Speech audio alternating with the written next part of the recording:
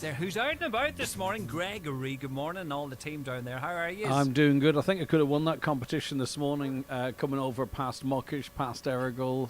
Beautiful scenery, Gooch. What was the prize? I missed it. What was the prize? Well, it wasn't a prize for the best picture, Oh, but that we had was the just competition. okay. Yeah, right. yeah. Well, Just, I would have won that anyway, even though there was no prize. No, you would not. Come here, you're out and about. There's a right old buzz about the place. There seems to be lots of people. Do you mean this. atmosphere, or is there a buzz? No, I mean atmosphere buzz. Oh yeah, an atmosphere. Where? Here. With you. Yes, of course there is. Yeah, we're live from. I'm only winding you up. Sorry, we're live from the Cope Building Providers Open Day here in beautiful Dungloe. But it's business as usual on the show. Off Friday panels joining us just after 9, and then we'll have loads of conversation and crack and tell people about what's going on here. And the usual. Looking forward to it. It's nice to be out and about, and I love coming to the west of the county. I really genuinely do. So it's all good. And you weren't late for work this morning? No, that's because I didn't have to battle the Letterkenny traffic, did I? So all's good. Oh, we're not even going that one, right? It was a peaceful journey in, I must say. All right, can we have a great show? Regards to all the team down there. All right, Lee, see you Monday. And yes, indeed, it is the 9 till noon show. We're live from Dungloe today. Our Friday panel is with us, and they'll be joining us to run their eyes and ears over the big stories of the day and the week. That and so much more besides. But it is 9 o'clock, so let's get a news update. And it's back to studio for the headlines from Katie Gillen. Thanks, Greg. Good morning. A man has been killed in a two-vehicle collision in Derry. The crash between a lorry and a van occurred on the Windy Hall Road between Limavady and Coleraine shortly after 9:45 yesterday morning. Emergency services attended the scene and the driver of the van was confirmed deceased. Investigations are ongoing today and police are asking anyone who witnessed the collision or captured dashcam footage to contact them on 101. Gardaí have played a role in breaking up a major international money laundering operation funding Russia's war in Ukraine. It centred on a bank set up in Kyrgyzstan to help Russian elites avoid paying sanctions on their assets. It was also used by international drug gangs, including the Kinhin cartel.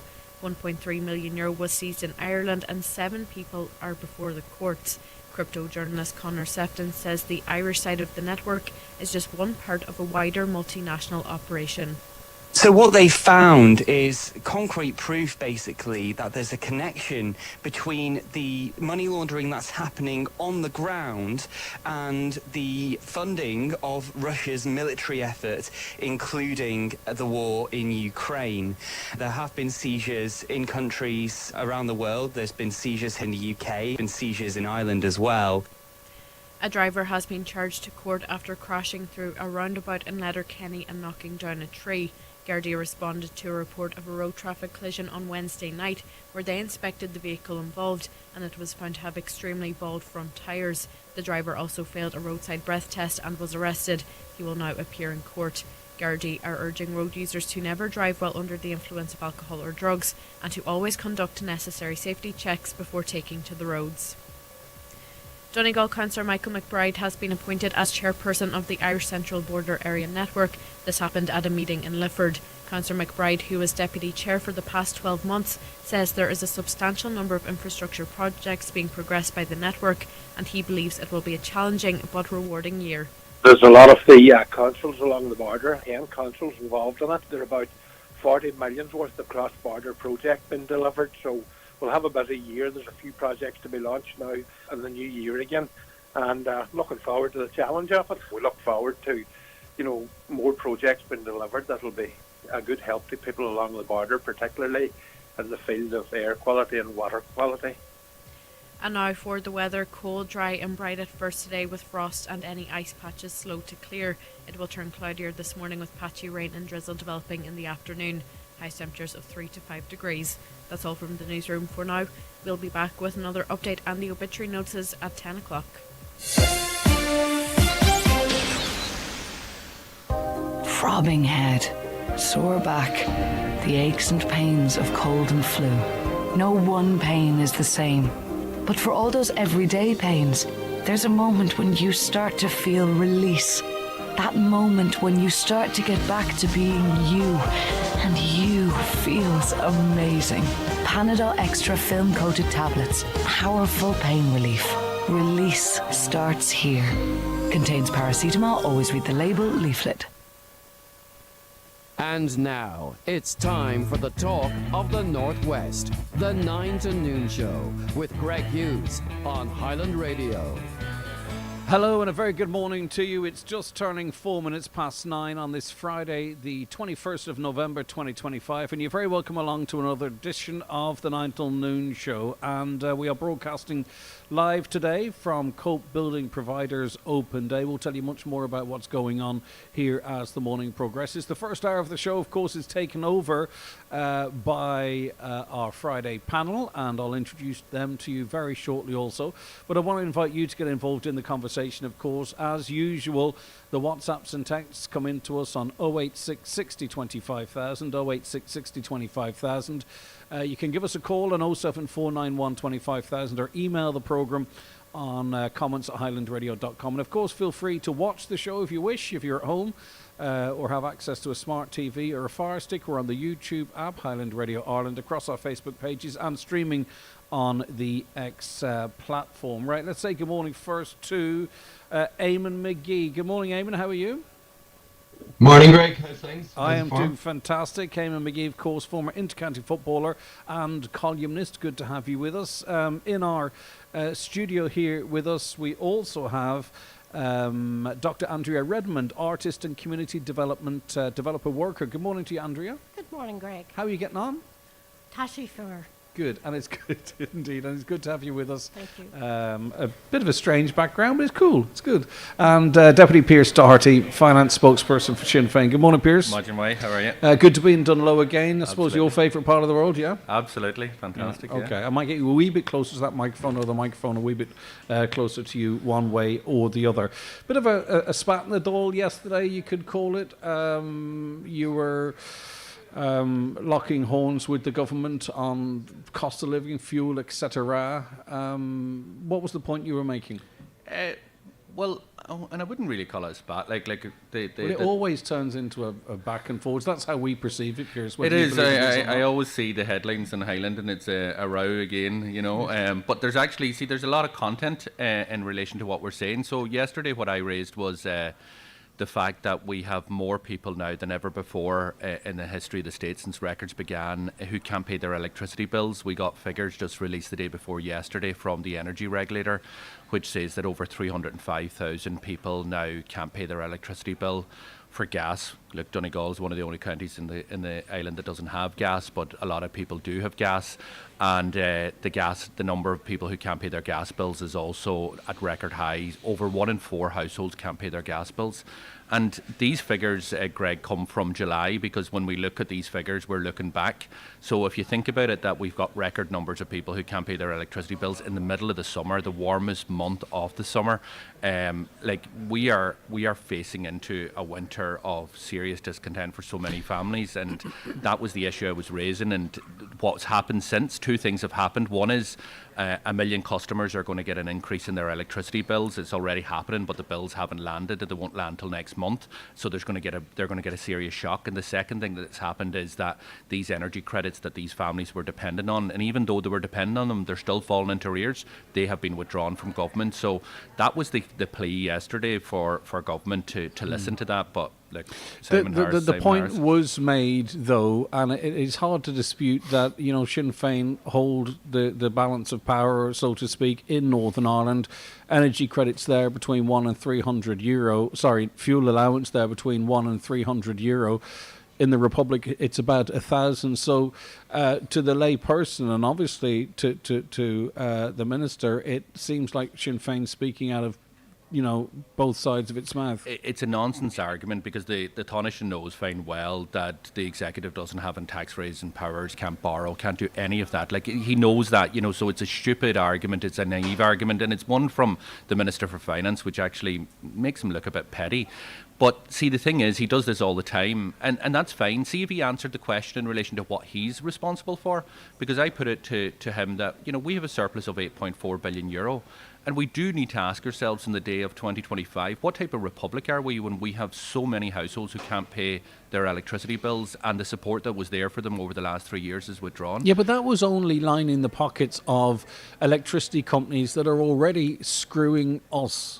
Absolutely, electricity companies are screwing us, but it wasn't lining their pockets. It was actually making sure that the electricity could stay on in these houses. In the month of July, Greg, there has been over 600 disconnections, over 450 disconnections for electricity and over 150 in terms of gas. So the month of July has seen the highest level of disconnections that we've seen since 2019. What's happening out there is seriously, seriously scary. But you're right in saying what's happening with the energy companies. We've made that point, and I made it yesterday to the Taoiseach again. The energy companies, like so many others, are ripping us off. So it's not just Sinn Féin that's saying that. Have you got to the bottom of that? Have you got to the bottom as to why we have one of the widest gaps between wholesale and retail? Why we have some of the highest? Because if it was all about spending on infrastructure, the government wouldn't have to announce additional billions for that infrastructure. And yet our solution seems to be talking about interconnectors with Spain, and that's where we'll get our security and so on. I know I'm throwing a lot in there, right? But have you as an opposition party who hopefully you would be able to argue some sort of a solution, been able to ascertain as to why we are paying so much? So, there are realities in relation to we're at the end of the European pipeline and a lot of this here, which drives up costs. But what the International Energy Agency did last week is they looked at the wholesale price, which is the price that the companies buy the electricity for, and then the retail price, the price that they sell it to. And they have found that we have the biggest gap, one of the biggest gaps in the world. Now, that isn't news to us. We've been saying that to the government. We've been calling on them to empower the regulator. Is that gouging? Is that are they just saying, right, we can get away with charging this much? It is completely and utterly gouging. It is, and if you have don't blame capitalist entities for actually making profits when your government's there to try and regulate things and to make sure that there isn't price gouging. So we've been calling on the government to give powers to the regulator to deal with hedging practice, to deal with the standing charges, to take on these companies. If you have a government that is impotent and that is allowing this to happen, then of course these companies are going to gouge you. Of course they're, because they just want to make profits. They want to make money for their shareholders. The government is supposed to be on the people's side, and that's what annoys me. So our argument has always been that energy credits is supposed to be about buying you time. What you really need to do is you need to stop the rip-off which is happening in the energy market. We'll come back into that a little bit more. I want to bring you into Dr. Andrea Redmond, because it feels there's a couple of things going on, right? We're having this conversation, and I'm sure people who are affected by this are glad it's being talked about, but also too, they're living in this environment where they're constantly being told that Ireland is doing great. We're a really strong economy, great surpluses, don't rely on the corporation tax, but yet it still keeps coming in, right? But also, they are struggling to pay electricity. They're struggling to meet the costs of Christmas.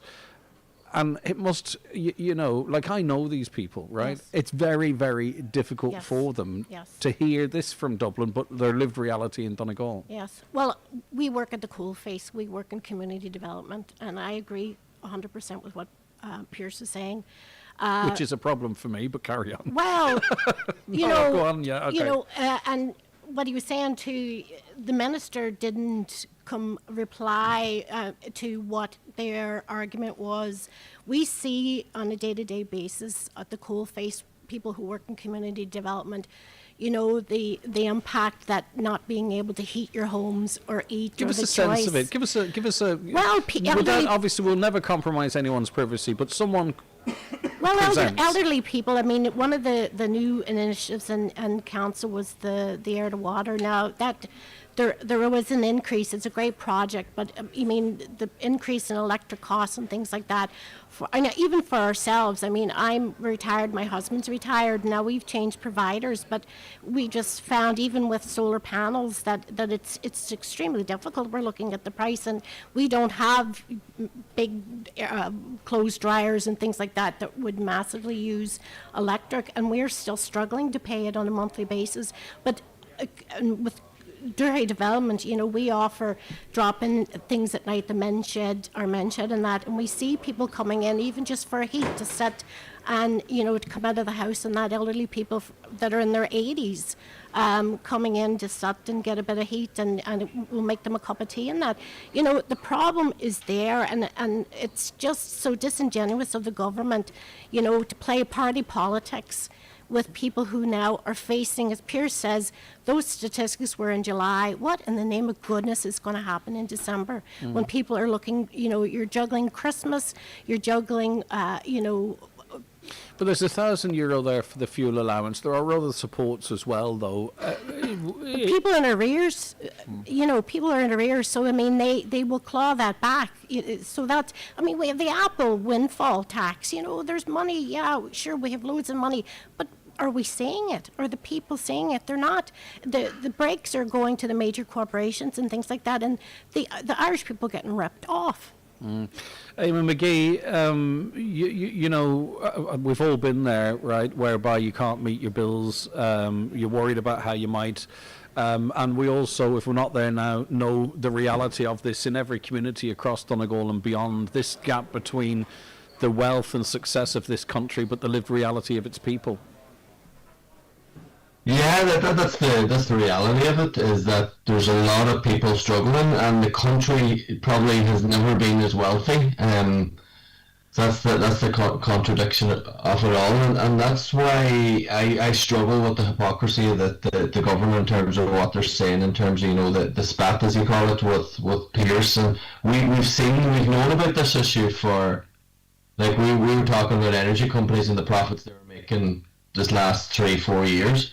And we're still talking about it. It's the same with the housing crisis, that they'll just talk about it, and it's the frustrating thing about it is that they'll be rewarded again, that the same people will get back into it, and that they'll do the same thing, and they'll break the same promises. But that is democracy. So what we have to presume, do we not, that of course there are those who are struggling, but clearly there are enough that have been happy enough or successful enough over the last 5-6 years that they said, right, we're going to put Fianna Fáil and Fine Gael back in there again because, we know what they're... It works for me, and for me, that's a case of just pulling the ladder up.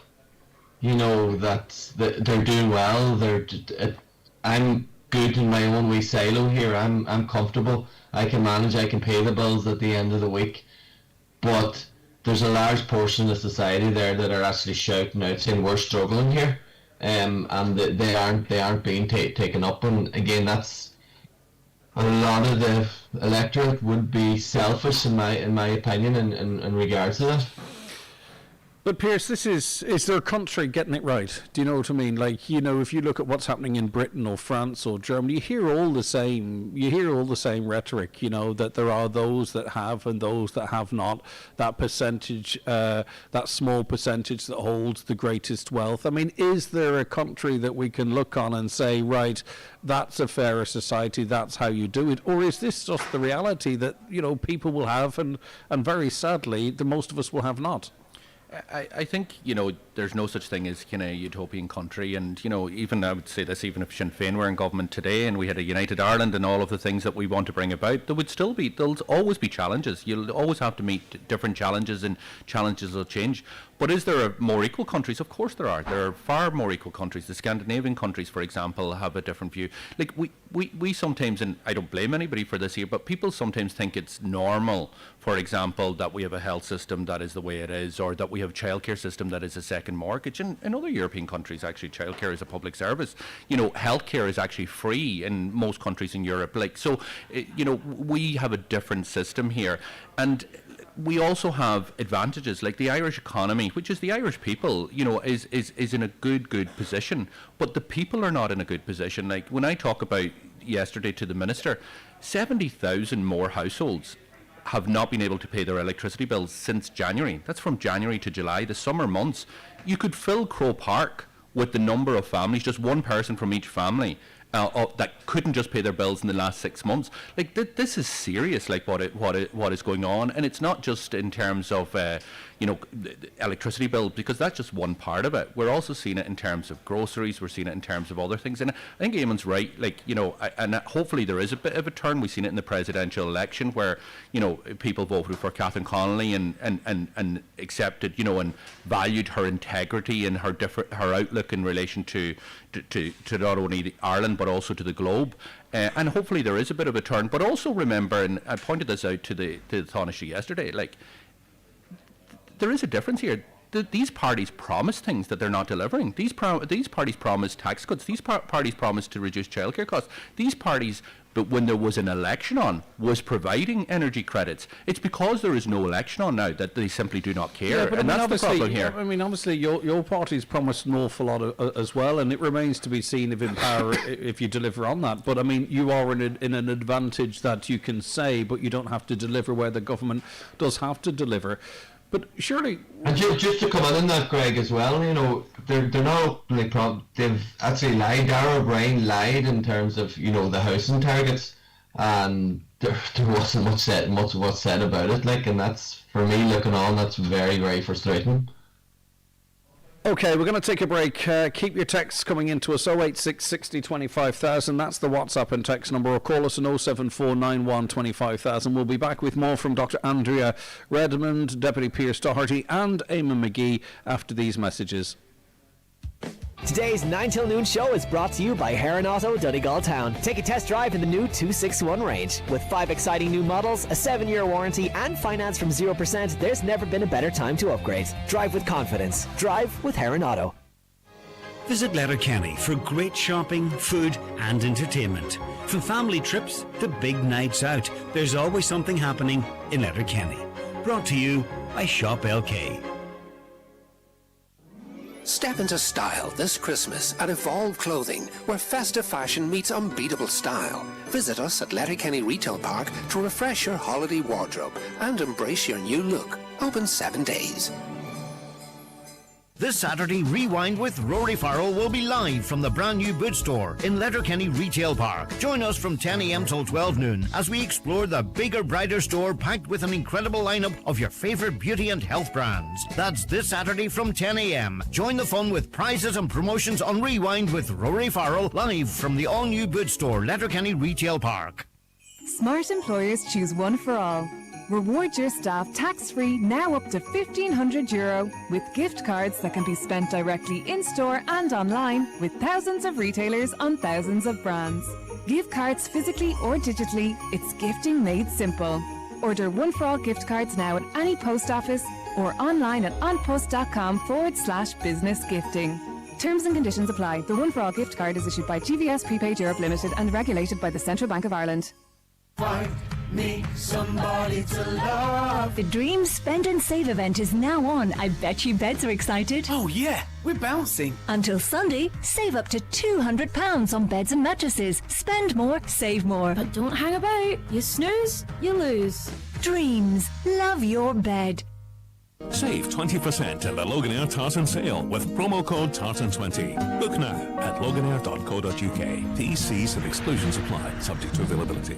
The 9 till noon show, live from the Cope Builders Providers Open Day in Dungloe. Great deals, supplier demos and the white goods grand opening. All happening right here at the Cope Builders Providers today. Highland Radio Time Checks brought to you by EirGrid, the operator and developer of Ireland's electricity grid. EirGrid, powering up communities, powering up Ireland. The time is... The time now is 9:22. So as you heard there, we are live from the Cope Builders Providers Open Day. It's underway and running throughout the day. The brand new white goods department officially opens today, and we're right smack bang in the middle of it. There's washing machines, dryers, household appliances, now all in one spot. It's a brilliant shop, and when I say we, it's not we at all. It's huge. But today's the day to come down because suppliers reps are here on the shop floor giving live product demonstrations and answering customer questions. So it's a great chance to speak directly with the experts, get advice, compare products and learn what best suits your home or indeed your business. Much more on that coming shortly. We're in the company this morning of Eamon McGee, Deputy Pearse Doherty and Dr. Andrea Redmond. I'll start with you on this one, Eamon, as I'll go around the houses. You know, there are major roads projects planned, not least the likes of the 10T. We're seeing these huge housing, I was going to say housing targets, but it's one target. We're not getting an annual target as such. You know, the proposed metro, which it's speculated will require 8,000 workers. You know, many will have to come into the country, and then you could ask where will they live? So we have an awful lot of headwinds and labour shortages. How do you think, or do you believe that these projects will be delivered? Now, I'm not asking you to draw me up plans or anything, but just as a layperson, right? That's good. That's good. As a layperson looking on, are you sceptical? I am sceptical, surely. I'm probably just the cynic in me now that we've heard and we've talked a lot about different plans throughout the years, and in terms until you see the actual construction start, in some cases that's not even a guarantee of it now. But I would be sceptical. You know, the chat about the metro, the chat, as it says, you know, the housing targets and what they didn't get in terms of the housing targets. It's just, there's a lot of talk from this government, has been for a lot of years, and again it's just broken me down. I think that Ireland is a good place to live, but you know, you keep breaking these promises, then you just become cynical like me, and I just don't see us meeting these targets in terms of, you know, they're talking an awful lot, they just don't see it great. Do we need to think differently? Can we any longer expect sort of a home for everyone, so to speak, you know, like a home that you own? Yeah, no, I think, you know, I've been on this programme before, and I feel that I feel strongly that it would nearly be a constitutional right that we should have a home, in terms of, you know, you get to a certain age, there should be a constitutional right to a house to yourself. And I don't believe, and it goes back to Pierce's point, that you become so accustomed to being treated that we don't get this, and this is going to be dear, and you believe this is the norm. It's not the norm for to have so many houses, so many, you know, lack of housing for workers, for people to come, even people to come to Letterkenny. You know, we have some good companies that they come, they take people from other countries in, and they struggle to house these people. And if they are being housed, if they are getting a rented apartment or a rented house, then the prices are extortionate, and it's not the norm. So we shouldn't just change our lens to say this is where we're at and let's be realistic. Now, I don't believe that. I believe that we should stick true to what we want here. Dr. Andrea Redmond, is it still a realistic, you know, ambition for someone to be able to own their own home? And I suppose more broadly the question is, are these projects in reality deliverable, do you think, in this country? Well, I think we have loads of talented construction workers who are in Australia, and the government has even highlighted that with their Bring Them Home campaign, and they spent $450,000 to try and entice people to come back to work. I mean, we have Duhurry young people who are working in the mines who could very well come back and transfer those skills to building the metro. And the metro is a good idea. I travelled the metro in Montreal. It's a fantastic green energy. It's fantastic, but they're talking at the minute now that they're going to bring international companies in, and they'll bring their own workforce in. When the construction industry was destroyed during the 2008 issue, they bailed out the banks, but they let the construction industry go, and a lot of those workers had to leave. Building, contractors went bust. There is potential there. There are workers there, and we can do it, but there has to be logic, and the government has to get its finger out. We could bring these young workers back from Australia, New Zealand, Canada, but what are we're going to bring them back to sleep on their granny's sofa? We need to provide well, even them just housing. in relation to the metro, what we're really looking at is the construction of effectively a workers' village. Yes.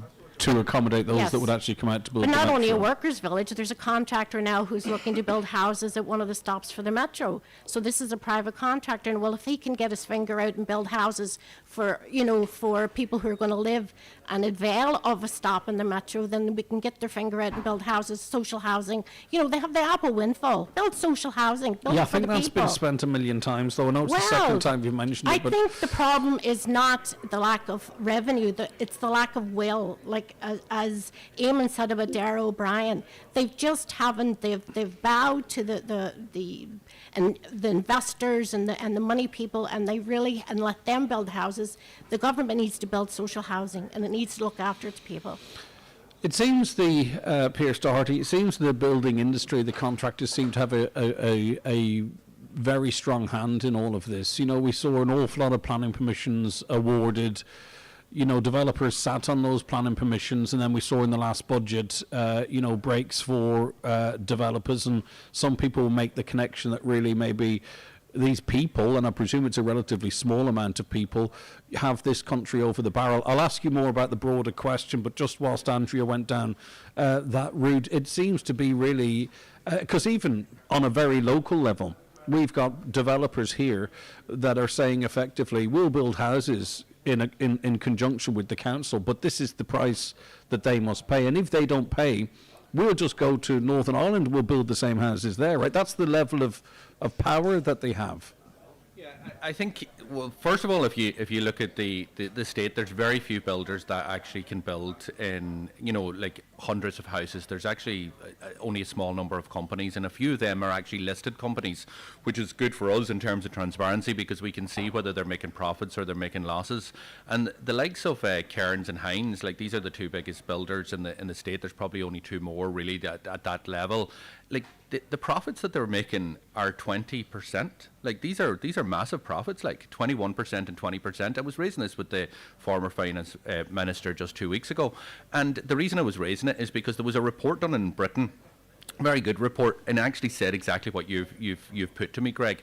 And it was basically the market dominance of a number of parties, and what they're doing is they're holding land. They're only letting a certain amount of housing onto the market at any given time, and they have a dominant position in relation to government, and they keep on getting benefits from government. So what the government did in this budget, we know what they didn't do in the budget, but what they did in the budget was they gave €300 million of a tax cut to developers who are selling apartments. Now, all of these apartments, that's what's going to cost next year, 300 million, right?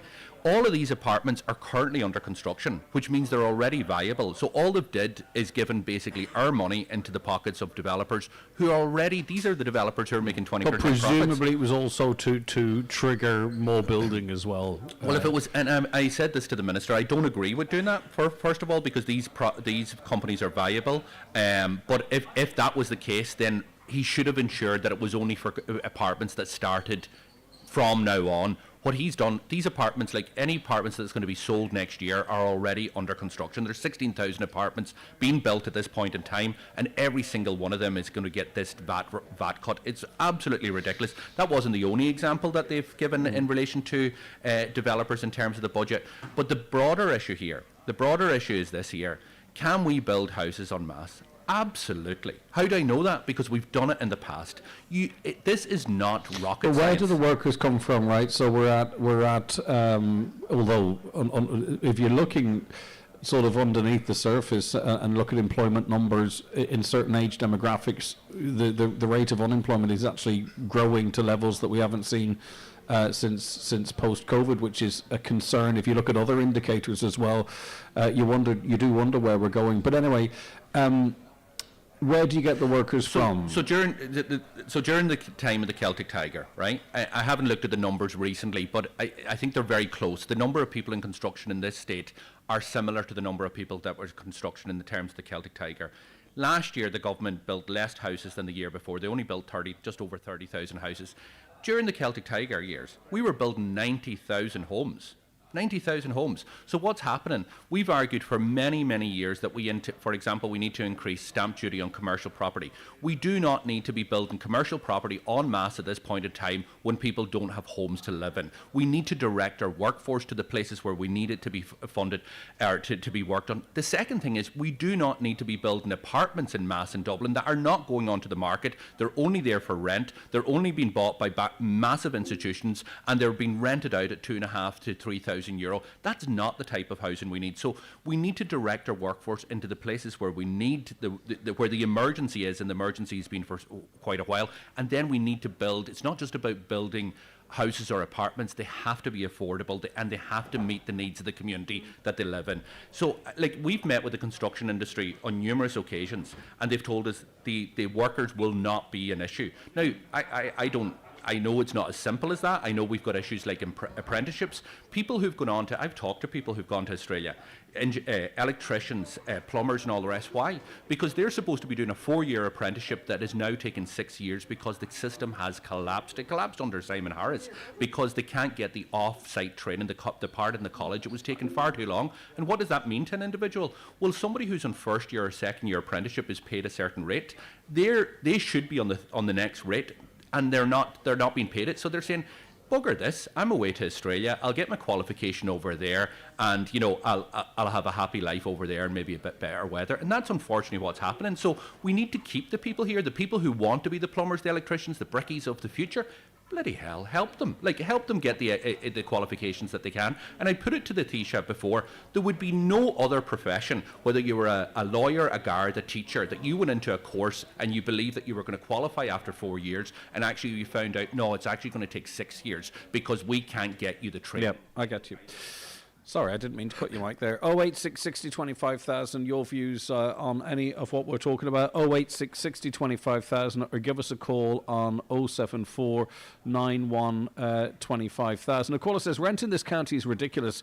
I feel less able to move now as long-term, fully employed person than I did in my early 20s when I was on the dole, and it's entirely down to cost of rent. If I move somewhere in Letterkenny in today's market, I'd have about €500 left to do the bills and shopping for the month for a house of 6. I lived in the town my whole life and I was priced out of it 2 years ago. Wow, that would be quite a stretch. Ask Pierce, does he support Enoch Burke being jailed again? Do you want to speak about that? Because it seems to be a conversation that is not really part of political discourse for whatever reason. Only briefly, and I wouldn't mind Andrea and Eamon's views on it, right? Enoch Burke, I don't know if they've actually found him, but they certainly were looking for him to send him back to prison again. Listeners have different views. Is this about his views on transgenderism, or is this about him breaching High Court orders? But it all goes back to that. What are your views in relation to Enoch Burke? Look, I think if you listen to some of the stuff online, it's that Enoch Burke has been jailed because he refuses to use the pronouns they. And obviously that would be wrong. Nobody should be jailed for that purpose, and it would absolutely be wrong. But I think the legal facts of the issue is that it's contempt of court, which isn't about whether he uses the pronouns or not. So that's a separate issue. Do you think teachers should have to use... No. Teachers should not have to use. I don't think people should lose their job as a result of those deciding not to use. But I think teachers also should be respectful. I know teachers. I'm married to a teacher. My 3 children are teachers. Teachers go into the profession because they want to foster the children that are before them. And I know that teachers also do not want to cause hurt or harm to a child that is before them, regardless of that child's opinions or that child's beliefs. And I think it is very, very rare that you would see a teacher not try to adopt, the language that a child would want to be referred by. But that also has to be the right decision as well, too, for the child. But that, as I said, I don't think anybody should be losing their job as a result of that there. But that's not what is at the core of this here. What at the core of this here is contempt of court. Okay. And I think it's a huge amount of resources being tied up in relation to this issue. Dr. Andrea Redmond, do you have any sympathy for Enoch Burke? Listen, I mean, obviously, you know, the family are derided, but they have a point of view. I respect their point of view, but I don't respect the ways and means that they've gotten it across. I mean, literally bullying tactics and, him literally stalking the school and the children and the parents and teachers. Their antics in the courtroom, I mean, it's just beggars belief, and I think they do themselves a serious injustice. I also wonder who's financing this, and I think always follow the money. I find, Well, they don't look for money. I mean, they have legal backgrounds. They may have legal, but they're not working, but I just find it's distasteful, and, the imposition on students and teachers in the school, I don't think they want a resolution. I just think that are they public, publicity seeking, or they what audience are they playing I think to? I think they genuinely believe that he has lost his job. Whether you agree or I agree or anyone agrees, they genuinely believe that he lost his job, although he's still employed, but lost his position to teach because he refused to use they them pronouns. I can understand. And I think they believe that. Is there not a better way to get his message across? But that's almost a different argument. He's defeating the purpose. Eamon, do you have any sympathy for Enoch Burke? None whatsoever. I believe that Enoch Burke has wasted so much time and invested so much energy that could be better served somewhere else. And he spun and the family have spun this whole thing to say that it's about pronouns and whatnot, and it's not. It's about contempt of court. I'm totally in agreement with nobody should lose a job over not given the correct pronouns, but that is in and of itself, even if you don't like what they're doing, how they're doing, where we are now, ultimately, that is what, and he probably handled it poorly at the time, that is what this sort of began with. He was asked to use those pronouns, and he chose not to. He said it went against his belief system. I don't believe that's why he lost the job. I think he should have been a wee bit respectful. And I think again it's spin, but it just goes back to, like, we're talking about housing, we're talking about jobs, we're talking about different things and then somebody throws in an argument about a culture war about Enoch Burke. Like, Enoch Burke, in the grand scheme of things, in the terms of Ireland and where it's going, is way down the list in terms of importance. It is indeed, but we are also trying to get a sense of what people out there are talking about. And I'll tell you one thing. A lot of people in this country are talking about that family, him, and that issue, and they have very strong views as to whether or not he should be sent back to prison or not, because sometimes the big stuff is so big that we find ourselves easier debating the smaller stuff because it's easier to get your head around. Okay, I just find that there's so much energy expended in this whole culture war nonsense, and Enoch Burke and the Burke family have, as it says, expended so much energy in terms of stoking them flames, in terms of, and could it not be better off putting that energy into somewhere positive instead of going around sticking a phone in someone's face and shouting them down? And well, I really am not a fan of anyone doing that. I just find that I think really you've lost the argument when you're doing that, and I don't care if you're left, right, middle, centre, up, down, or whatever, and people say they have sympathy for Enoch Burke. Like, what more do you want us to do with them? What more does the state need to do with them that he keeps on landing, being disruption to school in terms of kids' education? He doesn't give a hoot about kids' education. But they've painted themselves into a corner that there is no resolution to it, really. That's the sad reality. Bar putting him to jail, what more do they need to do? They fined him, they've emptied his account. Like, there's only so much, and I felt if it was anybody else that was being as disruptive as that and being just a nuisance, then they would be in jail long ago. But again, you're making a martyr out of him, and then you promote this whole culture war thing if you do go that route. Yeah, well, that's what the judge said initially. Okay, thank you very much for that. That's the voice of Eamon McGee. We also have with us Deputy Pearse Doherty, Dr. Andrea Redmond. Grab yourself a coffee. We'll be back in about 4 minutes live here from the Cope Building Providers. It's their open day, by the way. Get down here because they've got this new white goods section and it looks absolutely brilliant, but also they've got supplier reps here on the floor so you can make really informed decision and give maybe your house that little spruce up before Christmas. Because of the cost of building, that's what people are doing, aren't they? They're trying to make the best of what they have, and no better place than this for that. Back after these. Today's 9 till noon show is brought to you by Heron Auto, Donegal Town. Take a test drive in the new 261 range. With 5 exciting new models, a 7-year warranty, and finance from 0%, there's never been a better time to upgrade. Drive with confidence. Drive with Heron Auto. Willie Russell's multi-award-winning musical Blood Brothers comes to the Millennium Forum from Tuesday 17th to Sunday 21st of February. Rebecca Storm returns in this internationally acclaimed musical featuring unforgettable hit songs including Bright New Day, Marilyn Monroe and Tell Me It's Not True. Book now at millenniumforum.co.uk. At Super Value, make it a Christmas with a difference. Stock up with selected Lindt, Toblerone, McVitie's and Fox's ranges, 3 for only €10. Coca-Cola 12-pack cans, 2 for €12. And Fanta, Sprite and Coke Zero 12-pack cans, 2 for €11. All with your Real Rewards card. Make it a Christmas with a difference at Super Value. DRS supplies. Pandora's Black Friday promotion is now on, with exclusive early access for Pandora Club members. Save up to 30% on charms and jewellery and get started on your gift list. Sign up to Pandora Club today to start shopping. Offer ends 1st of December. Available in participating stores and online at pandora.net while stocks last. Terms and exclusions apply.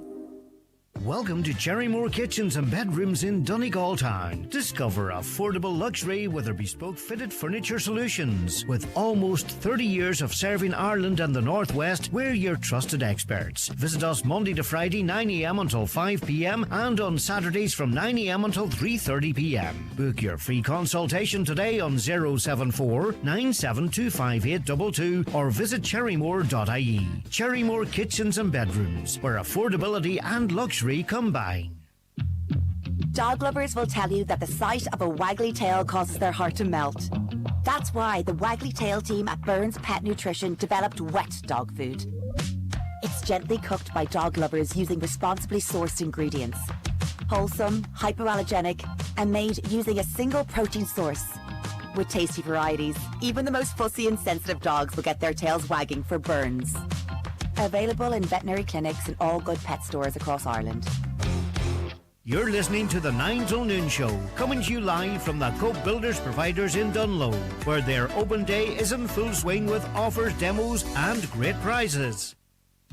Today's 9 till noon show is brought to you by Heron Auto Donegal Town. Take a test drive in the new 261 range. With 5 exciting new models, a 7-year warranty and finance from 0%, there's never been a better time to upgrade. Drive with confidence. Drive with Heron Auto. They're back after yet another sellout show. It's Mac Fleetwood, live at Angrinnan Theatre, Letterkenny on Saturday, 6th of December. Experience the magic and the music with hits like Go Your Own Way, Dreams, The Chain and Rhiannon. Mac Fleetwood bring you an unforgettable night of Fleetwood Mac classics. Tickets on sale now at angrinnan.com. Presented by Joe Gallagher Entertainments. Introducing Secret RF Microneedling to Genesis Clinic Gidor, a treatment that tightens, lifts and reduces wrinkles, stretch marks and scars. PDO thread lifts, exosomes and skin boosters are also available, improving facial contours and lifting jowls, the neck, cheeks and eyebrows. Genesis also offers dermal fillers and laser treatments for rosacea and acne, plus all skin conditions. Christmas vouchers available from the clinic and online. Genesis Clinic Gidor, 074 95 325 75. Teagasc are holding an equine information event on Monday the 24th of November at 7 p.m. in the Clanry Hotel, Letterkenny. There will be information from local vets, Teagasc specialists and industry experts. All are welcome. For all you hard workers and multitaskers, those who come to work with big ambitions and bigger ideas, and all you legends of the trade, however you get the job done, there's a Volkswagen commercial vehicle for your business. Choose the new Transporter, Caddy Cargo, Crafter, Amarok, or the all-electric ID Buzz Cargo. Enjoy HB finance from 0% or purchase contributions of up to €2,000. Find the Volkswagen in you with the 261 range. Terms and conditions apply. Finance provided by way of hire purchase agreement from Volkswagen Financial Services Ireland and subject to lending criteria. Volkswagen Financial Services Ireland Limited is regulated by the Central Bank of Ireland. Visit volkswagenvans.ie for further information. Uisce Éireann is Ireland's national water utility, responsible for delivering clean, safe and reliable national public drinking water and wastewater services for Ireland. For any questions about public water services or to report an issue in your area, we can be contacted 24 hours a day, 7 days a week on 1800 278 278 or visit water.ie. Uisce Éireann. Delivering water services for Ireland. Broadcasting live from the Cope Builders Providers Open Day in Dungloe. It's the 9 till noon show. Join us for demos, giveaways and fantastic one-day promotions. Highland Radio weather updates with McElhenney's. Discover Christmas gift ideas for everyone on your list, from trending beauty to memorable Secret Santa gifts. Visit us in Ballybuffet to explore our extensive range of gifts or shop online at mcelhenneys.com today. Okay, cold, dry and bright at first with frost and icy patches, slow to clear. It'll turn cloudy this morning with patchy rain and drizzle developing in the afternoon. Highest afternoon temperatures of 3 to 5 degrees, but turning less colder later. So we've had our cold snap for now. Given the long-standing open border and the common travel area arrangement between Ireland and the UK, does the panel believe that the UK's significant tightening of migration and asylum rules now necessitates a proactive parallel tightening of Irish policy to prevent a potential surge in asylum applications or irregular migration into the Republic via Northern Ireland? I'll start with you, Dr. Andrea Redmond, because obviously whatever happens in Britain potentially has an impact on us here. It does, but I don't think we should follow suit with what Britain is doing now. Their new programme, they've been looking at what's happened in Denmark and the States and in tightening rules about asylum and permanent residency, things like that. Denmark's tried this program 10 years ago, and while it had some impact and it lowered the numbers seeking asylum, Germany tried it and it didn't work. But essentially why these governments did this was to combat the rise of the right. And so for Stammer, it's Nigel Farage and Reform. He can see them in the rear view mirror. And so what's happening is these centrist parties are leaning to the right in order to save themselves. Yeah, but that's because the public are moving towards those parties because they're saying what they want to hear, and they're taking or making proposals to tackle issues that are important to them. But are they? Look at Catherine Connolly getting elected.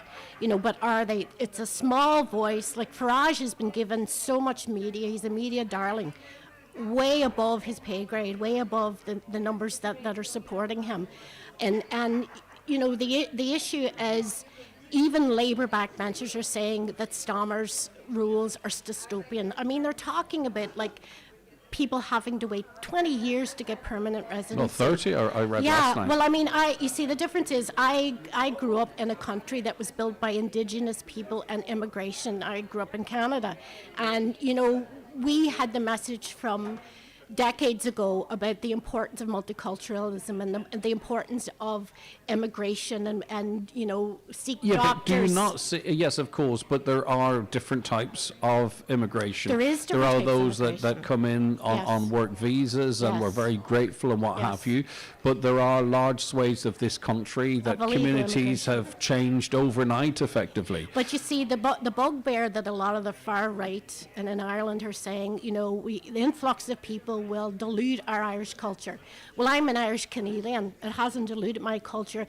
Going to school with kids who are Dutch, Lebanese, Black African, and so that argument is false. Again, though, I think I really would be. You can use whichever words you like, but just from my perspective, to label regular people listening to this program that may have concerns about the level of immigration as far right is just not something I'm comfortable with. I agree. I don't believe they are. I agree. Well, but there's that element that are kind of pushing that message out there.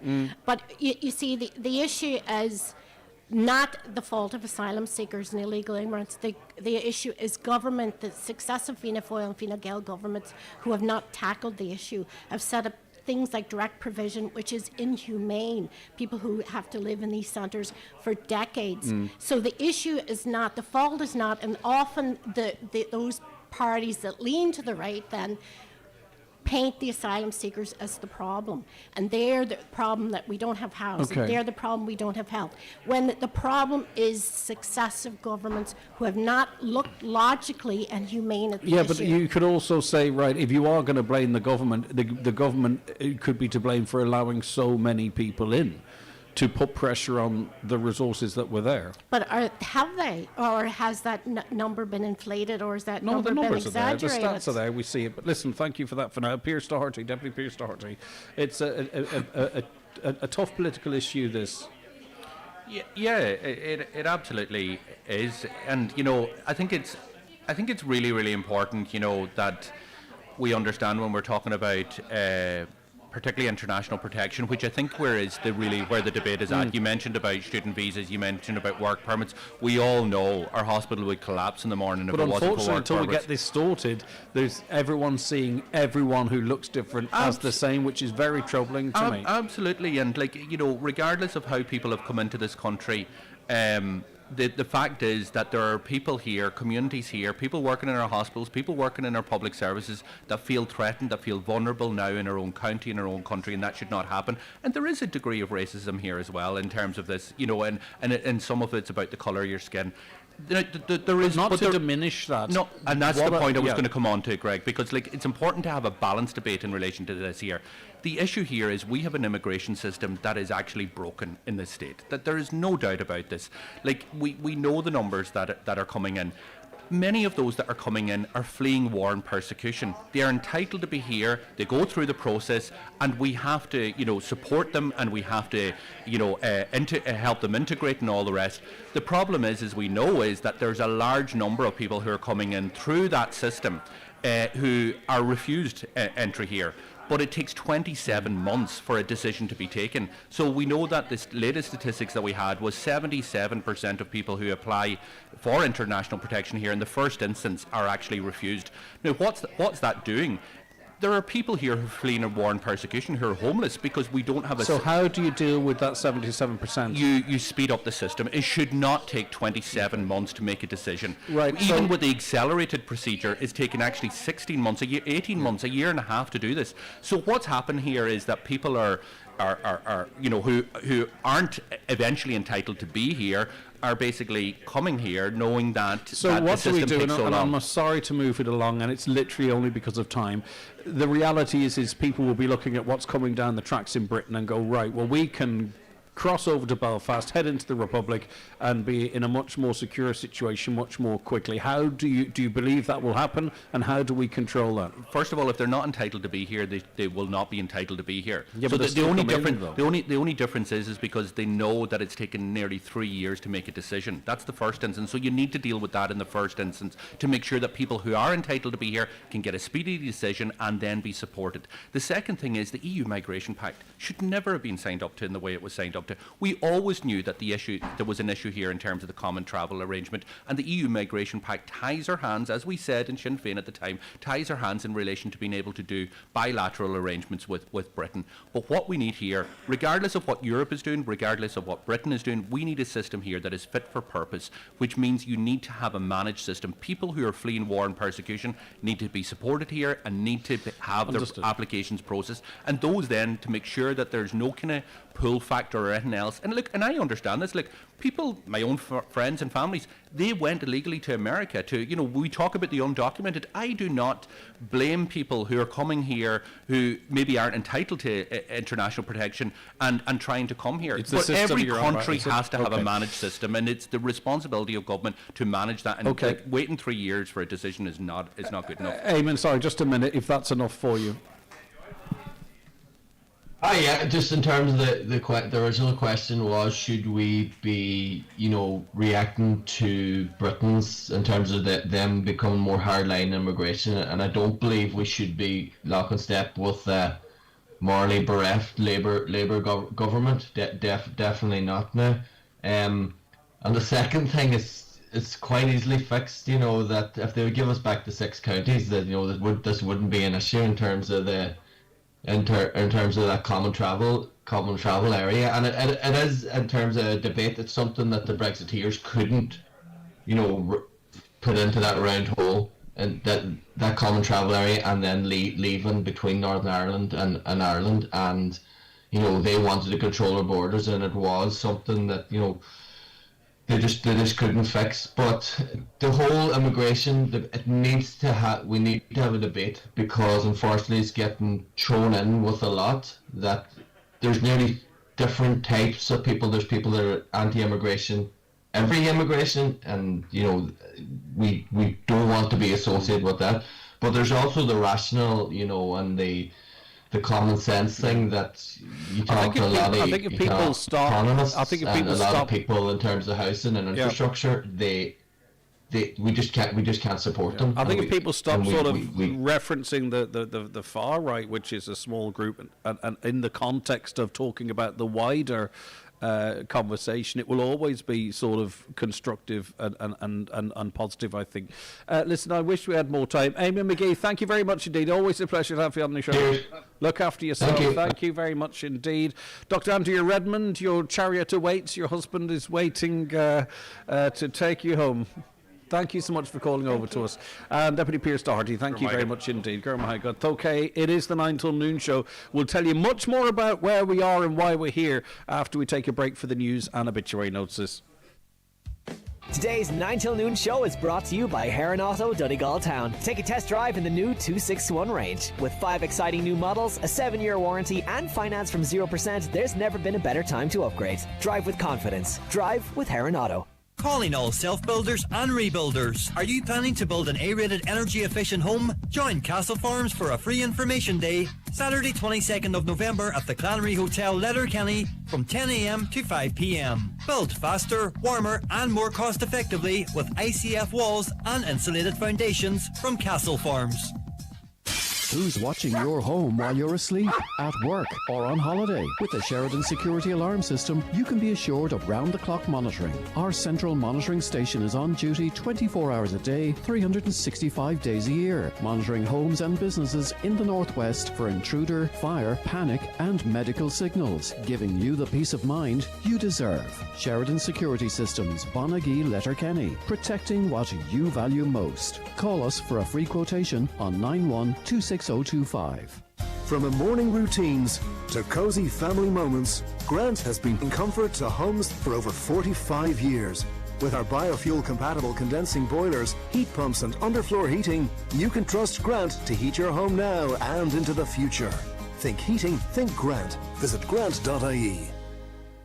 When it's gone, it's gone. This week's new Wigging at Home Store and more.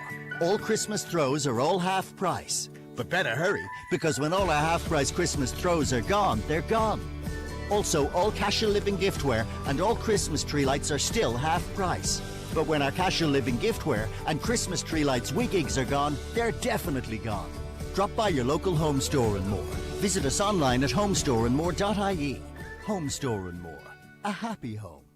Keep your car running like new at Shane Connolly Cars, Donegal Town. We service all vehicles, including hybrids and plug-in hybrids, using quality products and the latest diagnostics. Finishing every service with a free car wash. Relax in our waiting room with Wi-Fi, tea and coffee. And ask about our cover car options. Book your service today at Shane Connolly Cars on 9175783.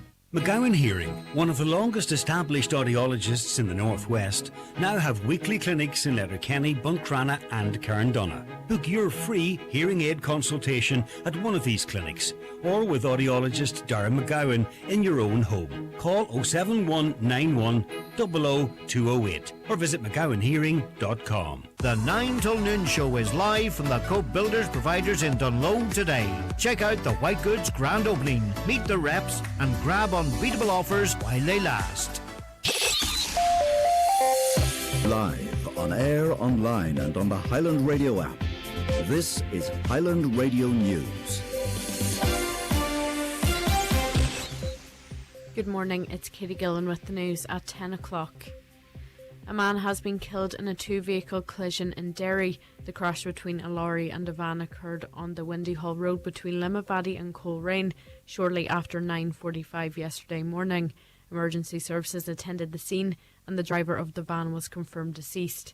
Investigations are ongoing today and police are asking anyone who witnessed the collision or captured dashcam footage to contact them on 101. Gardaí have helped dismantle a Russian network moving millions in criminal cash across Europe. It involved a bank in Kyrgyzstan used by Russian elites to dodge sanctions. The network also moved money for international drug gangs, including the Kinahan cartel. €1.36 million was seized in Ireland and 7 people are before the courts. Crypto journalist Conor Sefton says Ireland is just one part of a much larger multinational operation. They were using it to disguise profits from drug trafficking and from firearms supplies. So it's gravely concerning. And like you say, there's been some cash, €2 million in cash, that's been seized from this Russian crime network that had laundered money for the cartel, like you're talking about. Investigations are continuing following a plane crash in County Waterford yesterday. It is believed the pilot who was killed in the incident was attempting to make an emergency landing when the light aircraft crashed. There were no other passengers aboard. Lieutenant Colonel Kevin Byrne is a retired airport safety and security auditor. He says yesterday's weather was perfect for flying. It was a clear blue sky. There was no wind, which is quite unusual for Ireland, and you could see as far as you wanted. It was a fantastically, perfectly good day. So I assume the pilot climbed to 6,000 or 8,000 feet in this aircraft, and he must have had a serious problem to turn back, having headed out over the sea to go to, across England and so forth. A drunk driver has been arrested after crashing through a roundabout in Letterkenny and knocking down a tree. Gardaí responded to a report of a road traffic collision on Wednesday night where they inspected the vehicle involved and it was found to have extremely bald front tyres. The driver also failed a roadside breath test and was arrested. He will now appear in court. Gardaí are urging road users to never drive while under the influence of alcohol or drugs and to always conduct necessary safety checks before taking to the roads. Donegal County Council is meeting this morning to consider its draft revenue budget for 2026. The budget provides for expenditure of over €224 million for the year ending the 31st of December 2026. In his introduction, Chief Executive John McLaughlin says the Council has not raised commercial rates since 2018, but a 5% increase is now necessary. Donald Kavanagh reports. Mr McLaughlin says since the last increase in 2018 there's been huge inflation in the intervening 7 years, which has had the effect of eroding the spending power of existing monies, and that, he says, necessitates a 5% increase in the commercial rate. He acknowledges there is a huge pressure on businesses and a drive upwards in costs. However, Mr McLaughlin says the draft budget will cover the basic and essential activities that the Council is expected to deliver, as well as providing some monies to allow for further development. Mr McLaughlin says there are a number of key priorities in the budget, including the maintenance and improvement of houses, roads and other key infrastructure, and support for economic development and job creation. Other priorities include tourism development and promotion, town centre regeneration and the improvement of recreation and leisure facilities. Donegal Councillor Michael McBride has been appointed as chairperson of the Irish Central Border Area Network. This happened at a meeting in Lifford. Councillor McBride, who is deputy chair for the past 12 months, says there is a substantial number of infrastructure projects being progressed by the network. He believes it will be a challenging but rewarding year. There's a lot of the councils along the border, 10 councils involved in it. There are about 40 million worth of cross-border project been delivered, so we'll have a busy year. There's a few projects to be launched now in the new year again, and looking forward to the challenge of it. We look forward to, more projects being delivered that will be a good help to people along the border, particularly in the field of air quality and water quality. And now for the weather. Cold, dry and bright at first today with frost and any ice patches slow to clear. It will turn cloudier this morning with patchy rain and drizzle developing in the afternoon. High temperatures of 3 to 5 degrees. That's all from the newsroom for now. We'll be back with the headlines at 11 o'clock.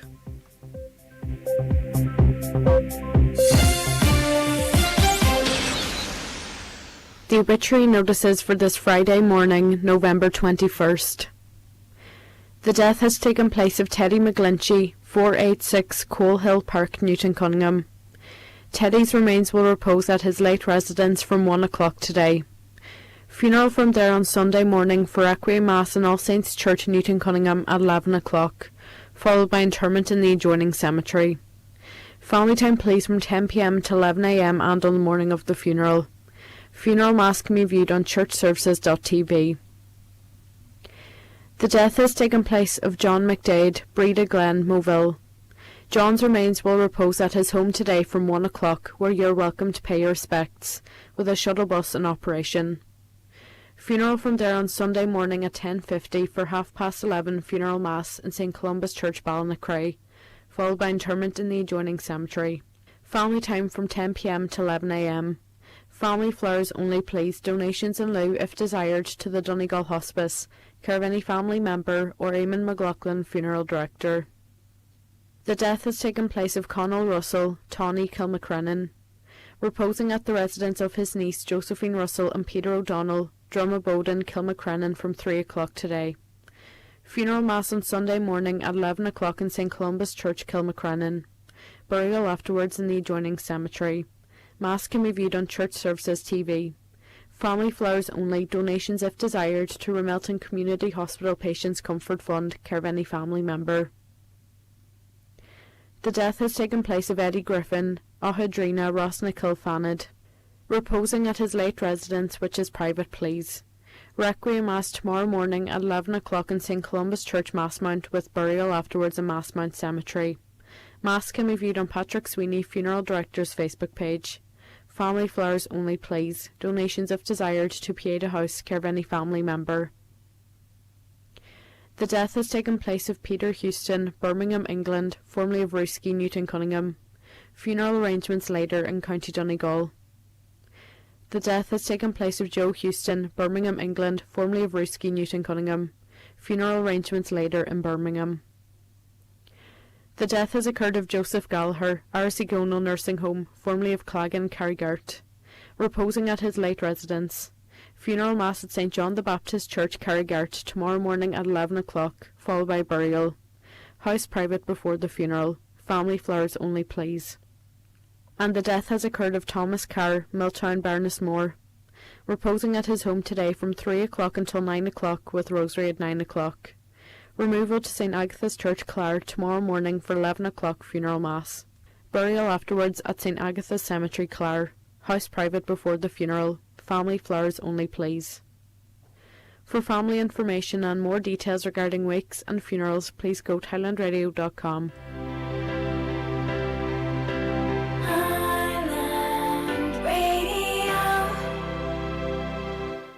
It could be gifting them really nice socks.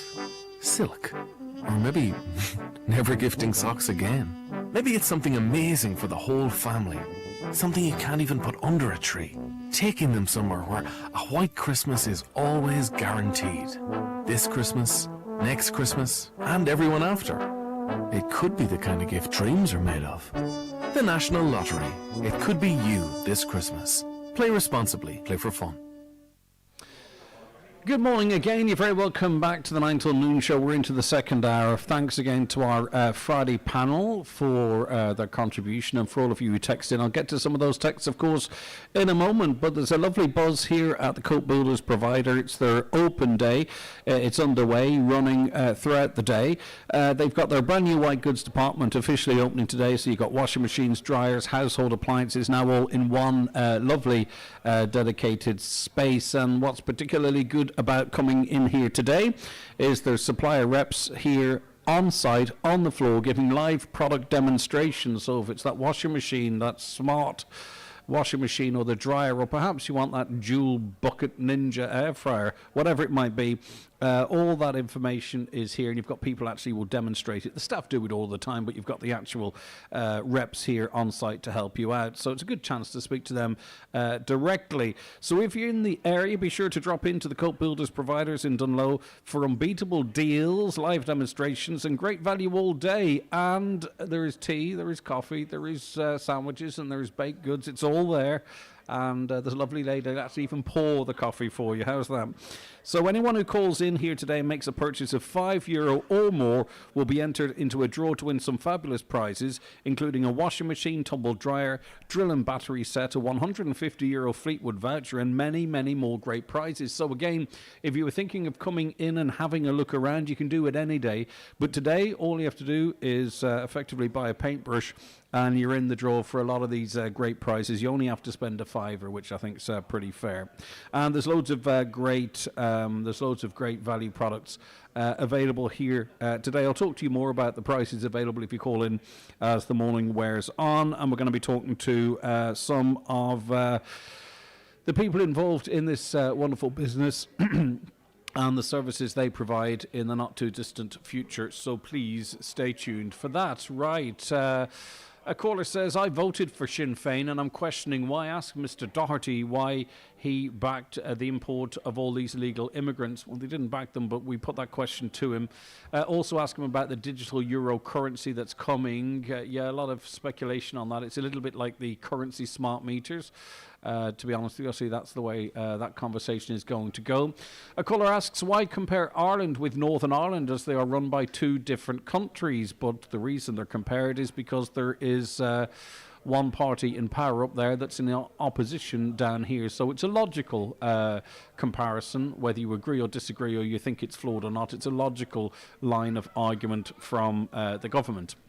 A caller says, we're paying incredible prices in ESB because our government regulators are not doing their jobs. It's all adding extra standing charges, our contribution to PSO levy, plus our government is making a lot of money on VAT.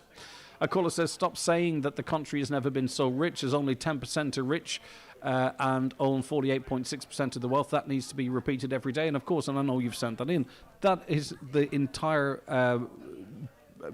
the whole framing of the question. We are being told constantly that the country is awash with money, and we are very, very aware of it in this region and on this show, and me personally, that it's not making its way down to everyday people. We know that there are those that have it and those that don't, and those that don't are much less in number than those that have. Another caller said, if we could harness all the hot air spouted by Piers Doherty and Sinn Féin, we could heat the nation 100 times over. Another caller says, Electric Ireland wages a massive. Ask Piers to give the average wage of an ESB worker. Another, hi Greg, still getting ripped off. Simple example, McDonald's meal deal in the Republic, €8. That's £7.10 sterling. The same meal in Northern Ireland, £5. Like I said, rip off. Regards, Joe. What makes that a little bit worse is the fact that in an effort to make restaurants more viable by lowering the VAT rate, it's like the burger bounce, isn't it? The likes of McDonald's, their profits are going to grow even further. So they're getting big government tax breaks, yet still charging us more for the same, effectively the same stuff in the Republic versus the North. We're in the cost of living crisis, and Croke Park and Slane sell out in record time. Yeah, I get where you're coming from, but at the end of the day, even if you go to the money advice and budgeting services, MABS, even if you are struggling or things are tight, you are allowed an allowance for living your blooming life. So if that's, I'm not saying you're saying people shouldn't, but people will make further sacrifices to try and have something to work for. Regarding the electricity and price gouging, everyone is gouging, even the supermarkets with food, says a listener. Another, I was on a smart meter plan with Energia, paying 22 cent for night rate, but 43 cent for day and 46 cent for peak. I switched to Flowgas, who are giving me a fixed 22 cent rate 24/7. I use around 650 kilowatts per month, and once you calculate it properly, the difference is mad. And you're clever, actually, because you see, we don't pay enough attention to our electricity bills, I don't think. But they go on to say that on my old plan with a normal usage pattern, my bill would come to about €252 per month. With Flowgas, the same 650 kilowatt only costs 143. So I'm saving roughly 110 every single month. Even though I had a €200 exit fee, I make that back in under 2 months. So yeah, switching was definitely the smarter move, because we were basically being punished for using electricity during normal hours.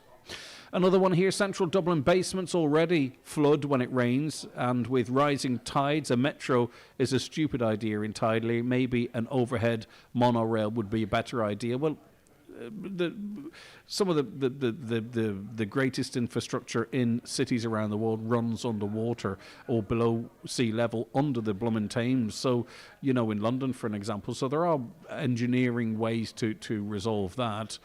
A caller says the skilled workers coming from abroad for the metro will do what Irish are doing, working on the continent on big construction projects for Irish companies, live in hotels during the week and rotate home every 10 days. They aren't living there permanently with their families. And on it goes. Listen, thank you so much for all of your comments. I'm not finished with them yet. It's been really busy. I really do appreciate it.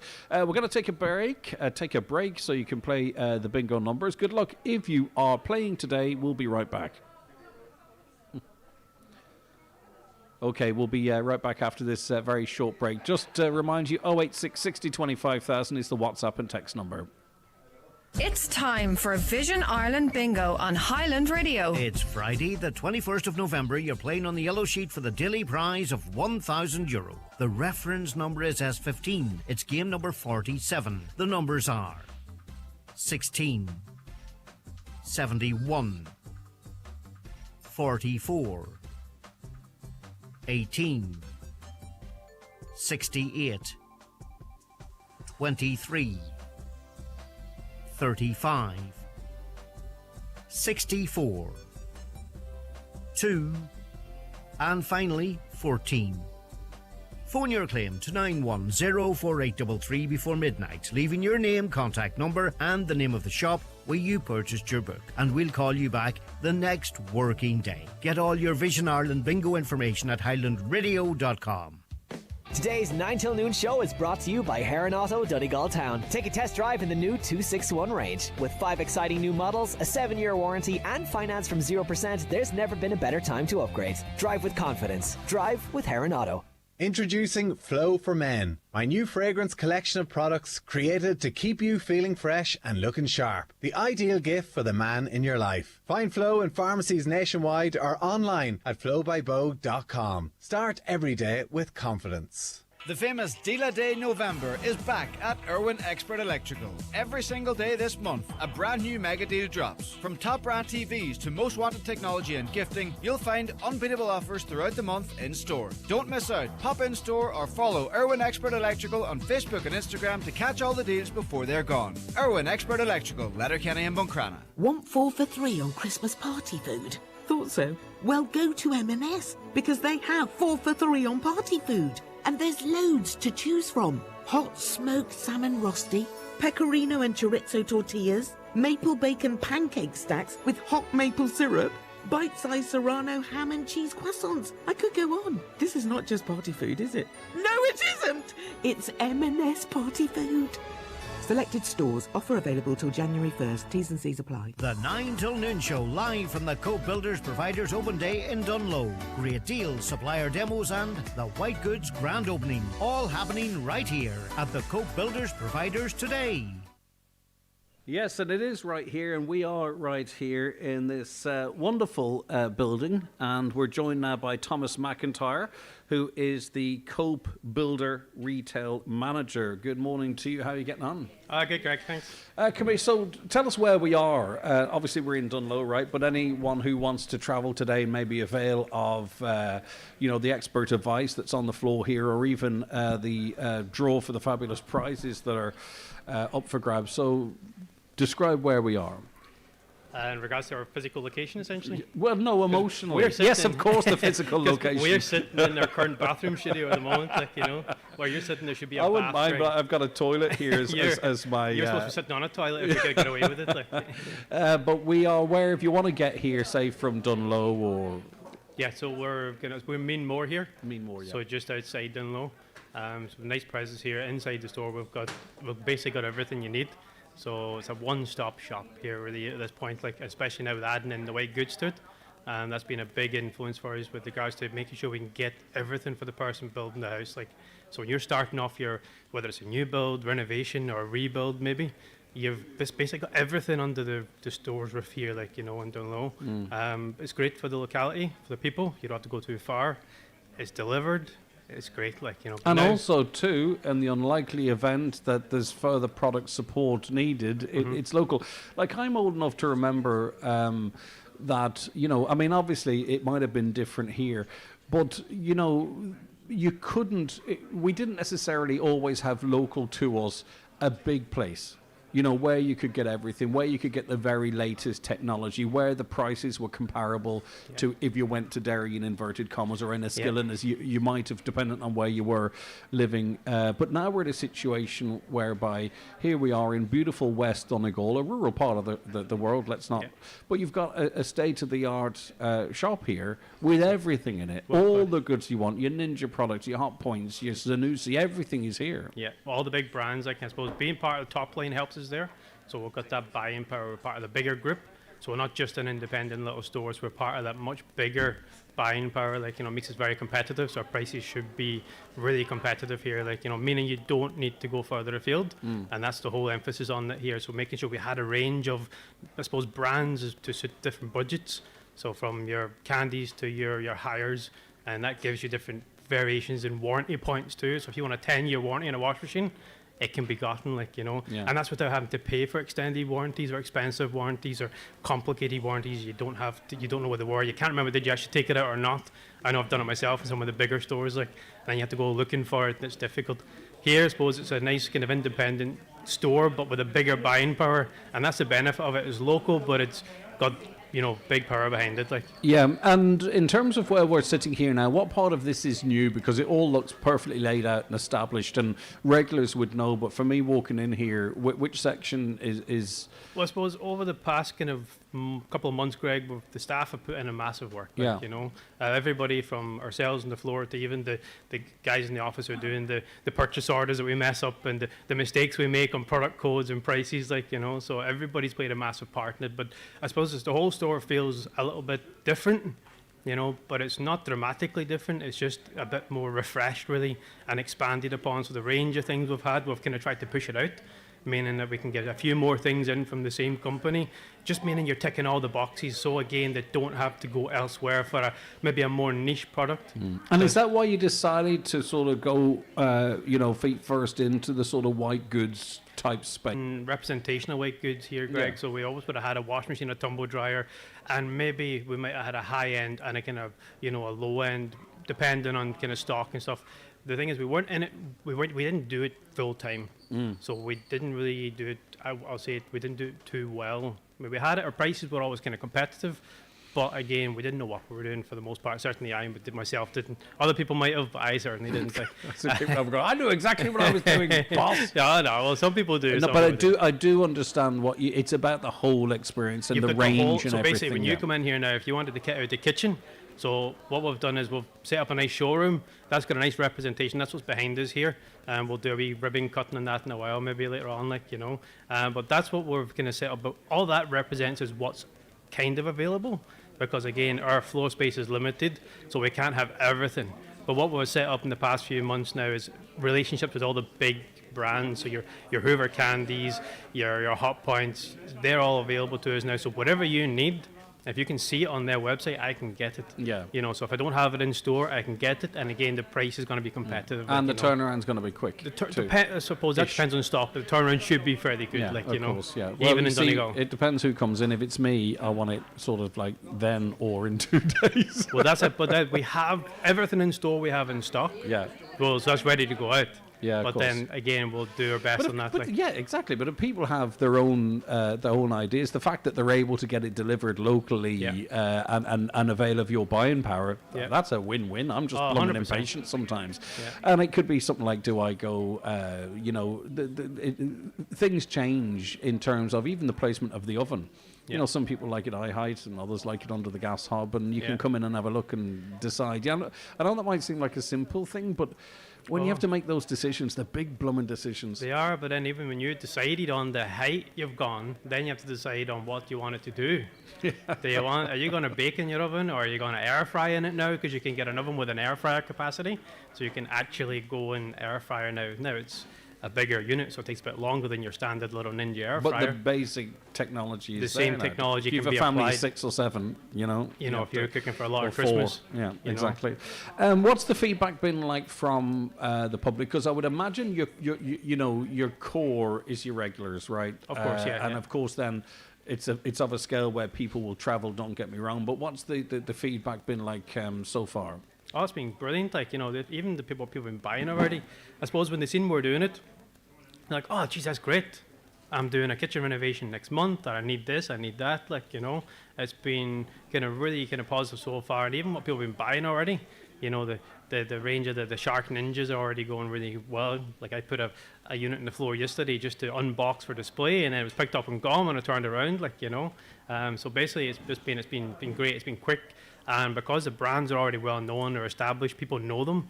You know, we're not trying to sell something new here. Like, you know, we're selling what people need. We have a good range of it, and it's at a good price. So it's been brilliant. It's hit the ground running, and as we get better at it and more experienced at it, it'll get even better. Yeah. Now, of course, you know, there's been a core business model there for generations. Yeah. You know, the builders, providers, and all that type of stuff. You know.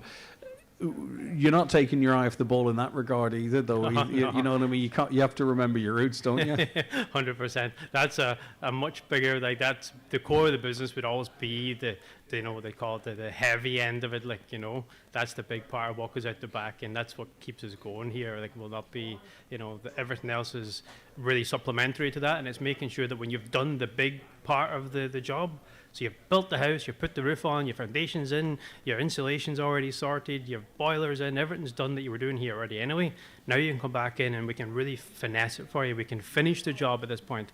You can get all your white goods, you can get your bathroom, your PVC paneling, you know, everything you need down to your Christmas tree, like, you know. We have your here, like, stuff they hang on the door. I can never remember what they're called. It's going from strength to strength, obviously, and the broader the offering you have, the better. I presume there's a decent balance between people, you know, new builds, but also for a lot of people, and I'd be in this boat, sometimes it's freshening up the house that you're in. You know, the difference, you know, a paint job can make, or a new shower, or a new, you know, toilet and sink, or whatever, or a new oven, or a new cooker, switching from gas to electric, or whatever people might choose to do. I would imagine there's a lot of people that are using, if they have a bit of spare cash but they can't move, is to upgrade their property. Definitely, like, you know, especially even with the grants that are available now for vacant properties and things, that's been a big influence in it, like, you know. But again, that's probably the more what I would do in the retail side of it here. You'll see the new builds coming through as well, but a lot of it's people who are coming in and they just want paint, you know, and they don't know what kind of paint they want. Do you sell a mitre board? I do. Do you? I do. My own box, different sizes. Okay, I'll take one. And I'll sell you the wood moulding to put into it if you want. I'll have that. and a nice tenon so I cut it, like, you know. So literally everything you need for that. Like, damn, I thought I'd catch you out on that one. No, I have it. Three different size points. Like, you probably want a smaller one, I'd imagine. Makes it easier. And I see up there too, you've got that Ninja. Is there any discounts, staff discounts I could avail of? You know, that sort of, it's like one drawer and then it's a split drawer. No, I'm only joking, actually. Good prices for everybody. I've got Ninjas coming out on my ears at this stage. But no, my point is there's such a range of stuff all in the one space. That's amazing. Right, stay with us. And I'm going to be speaking to Peter Boyle, who's been in and around here over the years, for quite a few years. But I do have to take a break. I don't want to fall behind there. But just to let you know, we're broadcasting live today from the Cope Builders Provider. It's their open day, right? So they're here open all of the time. And they've been slowly building to this day over the course of the last couple of weeks and months. So I'm inviting you in to have a look at what they've done here. They've got this brand new white goods department. It's going to be here all the time. But what's special about today is the supplier reps have landed into Dungloe, and they're on the shop floor to give live demonstrations and answer any questions you might have. It's expert advice that you can trust. And of course, too, there's a special bonus today, because if you call in and make a purchase of just €5 or more, you're entered into a draw to win some fabulous prizes. A Tux O'Brien drill worth €220. A Tux O'Brien pass load. Come on now, what's a pass load? What's a pass load? Yeah, it's basically a gun. It's going to a gun that's going to fire your nails for you. A nail gun? A nail gun. You don't have to hammer them in. Listen. It'll do at least 10 times more than what you can do, like, and maybe 100 times more than yourself, Greg. 10 times more than an experienced person. I know what a nail gun is. I didn't know they were also called pass loads. Pass load, yeah. Thank you. Also, there's a washing machine tumble dryer worth €210. Big washing machine. An 8 kg washing machine, which is big, worth €230. A drill and battery set, €80. Fleetwood, €100, €150 voucher. They've got a fantastic paint selection here as well. So that's a greater incentive to come in and try and come in before 12 and say hello to us as well. So we'll have more from Thomas, and we'll chat to Peter. But first, we'll head back to studio for a quick break. Today's 9 till noon show is brought to you by Heron Auto Donegal Town. Take a test drive in the new 261 range. With 5 exciting new models, a 7-year warranty, and finance from 0%, there's never been a better time to upgrade. Drive with confidence. Drive with Heron Auto. Black Friday sale on now at Brian McCormick Sports. 20% off your favourite trainers, Hoka, Brooks, On and Asics. 20% off clothing and footwear in our Black Friday sale. Call in store or shop online now at bmcsports.ie. Brian McCormick Sports. Black Friday sale. This week at Dunnes Stores, we've Deal 7 of our 12 deals of Christmas. With 6-bottle cases of 19 Crimes, Red Blend or Sauvignon Blanc, €50 each. That's $8.33 per bottle. Get selected Walker's Crisps multi-pack and Pringles 165 gram, now half price. And pick up selected Jacob's Elite tins and afternoon tea 800 gram, now just €10 each. Plus, save more with your 10 off 50 voucher. Make Christmas for everyone at Dunnes Stores. Terms and conditions apply. Vouchers can be used on next grocery shop. Excludes alcohol. Please drink sensibly. If you've been affected by suicide, visit hugg.ie for information and support. Hug, hope and healing after suicide. The Donegal Silage Competition returns for 2025 with Homeland and Nutrius Animal Feeds. Get your free entry in now. Categories include dairy, beef, sheep, round bale and new entrant. First prize is a €300 voucher. Second prize a €200 voucher in each category. For full entry details, visit homeland.ie or contact your local Homeland store. Looking for a nearly new 2025 model without the new car price? At iMotors, our demo and nearly new cars have little to no mileage, and you'll save thousands versus the new price. Fantastic cars, fantastic savings. Visit imotors.ie or drop by today and drive away a deal you'll love. iMotors, fearless generation. Are you feeling stressed, in pain, or in need of a reset?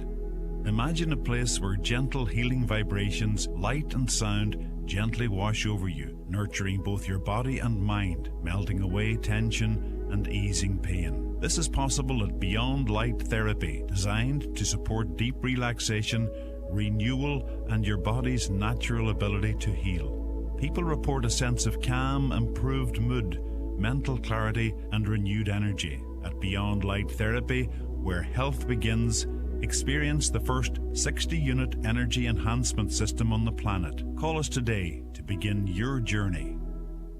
You're listening to the 9 till noon show, coming to you live from the Cope Builders Providers in Dungloe, where their open day is in full swing with offers, demos and great prizes. Welcome back to the 9 till noon show. Delighted to be broadcasting live today from the Cope Builders Providers Open Day. And I have with me Peter Boyle. Peter Boyle, a former employee, worked here for 50-odd years. Peter, good morning to you. Good morning. Good to have you with us. Thank you. When you look around and you look back then half a century, there's been huge change, hasn't there? Oh, there's massive changes, even out on the trucks now. When I was on the trucks, we had to carry off all the stuff, but now they have high-abs in all the lorries and tail lifts in all the lorries, so it makes life a lot easier, you know. It is. How's your back? It's gone now, anyway.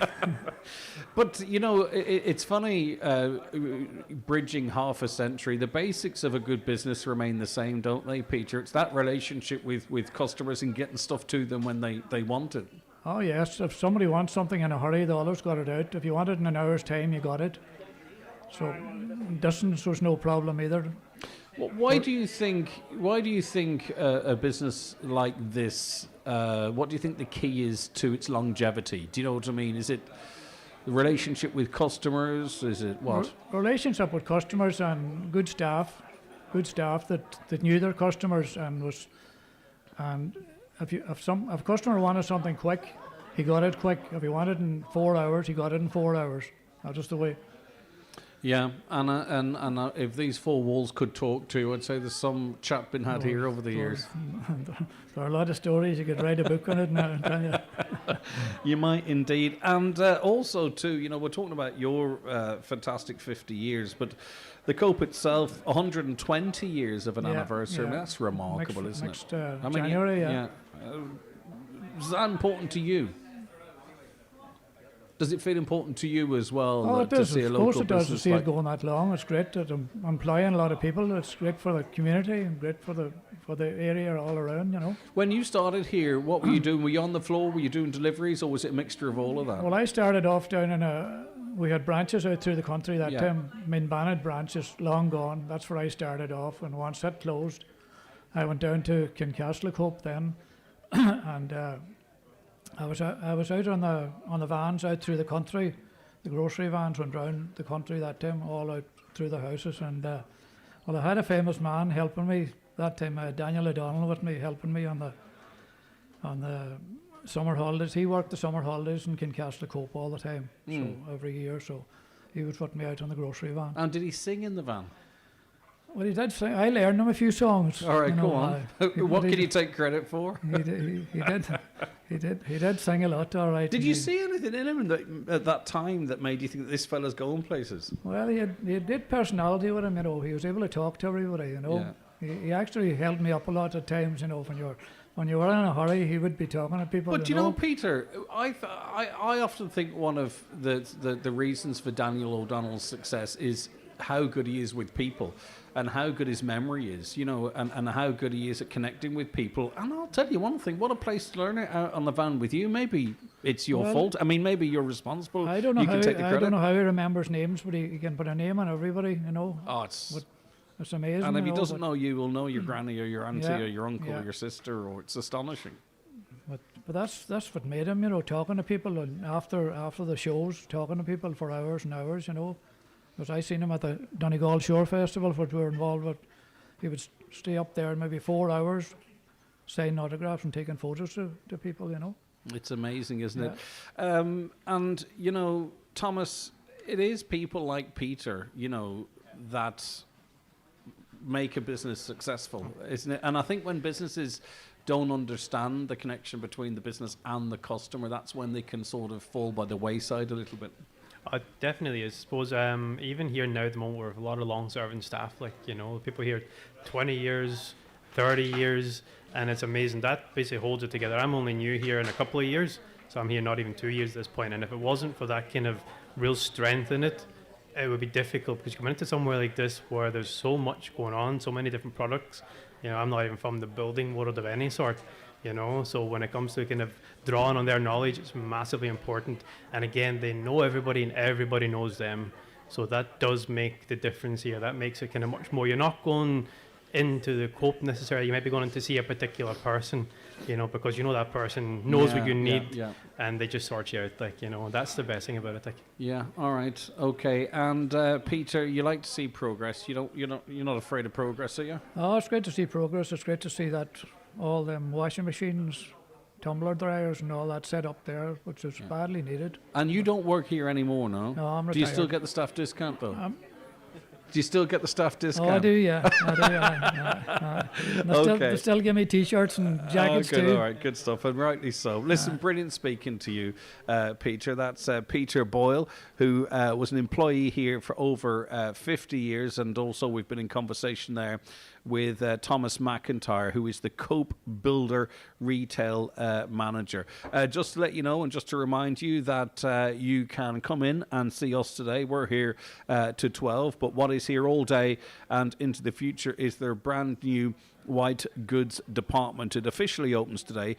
If you've been here over the last number of weeks, you would have seen it in any case. Well, it's your usual stuff, isn't it? It's your air fryers, it's your washing machines, your dryers, your ovens, etc., etc. And there are supplier reps here on the shop floor giving live product demonstrations too. So you're speaking directly to the people who know. Is Shannon there by any chance? Shannon, do you remember this thing? Okay, thanks very much indeed. You can keep your calls and comments coming into us, though, of course. 086 60 25,000 is the WhatsApp and text number. 086 60 25,000. Or give us a call on 074 91 25,000. Right, we have Colin Lenihan, who's the Cope Marketing Manager, with us. Good morning to you, Colin. How are you getting on? Not too bad, Greg. Thank you very much for having me. Right, okay, so in terms of marketing, I think marketing can sometimes in the face of it feel like a really cold title, right? It's about like what you can bring in.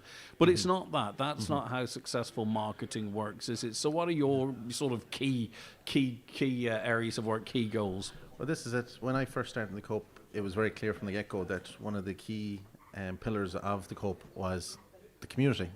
And that's been our driving force going forward as well in terms of marketing. Now, over the years, we've had many marketers and they've all done great work in terms of trying to keep that connection with the community going. and we've just built on top of that and continued with it. For the likes of that, for each of our departments, we do regular reels and videos on our social media network, just daily, on a daily basis and weekly, and it just to tell people about the product that's coming in the door, deals, and even sometimes it's just to have a joke, because at the end of the day we just want to give people an update what's happening in town. If, a lot of people can't make it in every day and they just want to keep the finger on the pulse. Yeah, and it's so critical because, obviously that's a new way of reaching people. But, obviously, if you have a major sale or a major day, it's about in the moment. So, like today, it's about us being here to hopefully encourage people to come in. Yeah. But what you do on an ongoing basis, it's about brand awareness to say we're here. Yeah. And it's when someone needs something that's planted in the mind there, and that's where the dividend comes in. Well, this is it. Key things obviously coming in the door is new products and new seasonal items, especially in our clothing, and seasonal is very important as well in the likes of the builders here, because you come out to your summer, people are doing more outdoor work, and then there's barbecues and whatnot. But on top of that, I think we almost do more of a focus actually just on more of the things we do day to day, and I think people take a bit more importance in it as well. We highlight regularly, the community efforts we do at the Cope and the Community Trust as well. And if you were to scroll through our social media, it's sort of half and half. It's a lot of new products, and then there's sales, and then there's obviously community work in terms of donations and stuff like that back to the local community. So it's very important. And that is something, and I'm at pains to point it out on this programme, that people shouldn't forget when choosing where to shop. The fact that this business, it's employing local people, and it's also supporting the local community. It is a business, but that it has to be a two-way relationship for it to work. Yeah, this is it. Well, as Peter was just on before me, we employ a lot of people, especially over the span of the last 120 years. But you look at the local communities and the likes of Annagry, Dungloe, Filcar and Kincastle, where we currently have operating businesses, that everyone has been touched some way or other between the Cope, either someone working in it or someone knows someone working in it, or they shop there regularly on a daily basis. But then for the Cope itself, that Thomas mentioned, is trying to keep competitive. You have a lot of larger businesses that are involved in the area as well nowadays. That's trying to keep competitive and try and stay a focus and a highlight in people's lives day to day.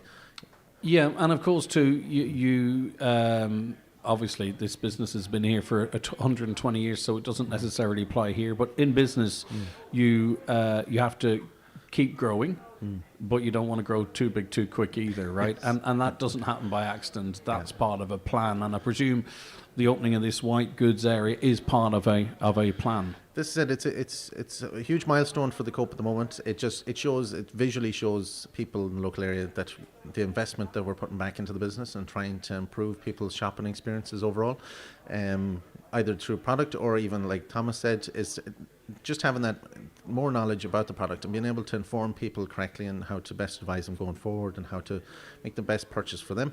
It has to be a very expensive item. It just has to fit their purpose and what they need that day, or their lives or their family.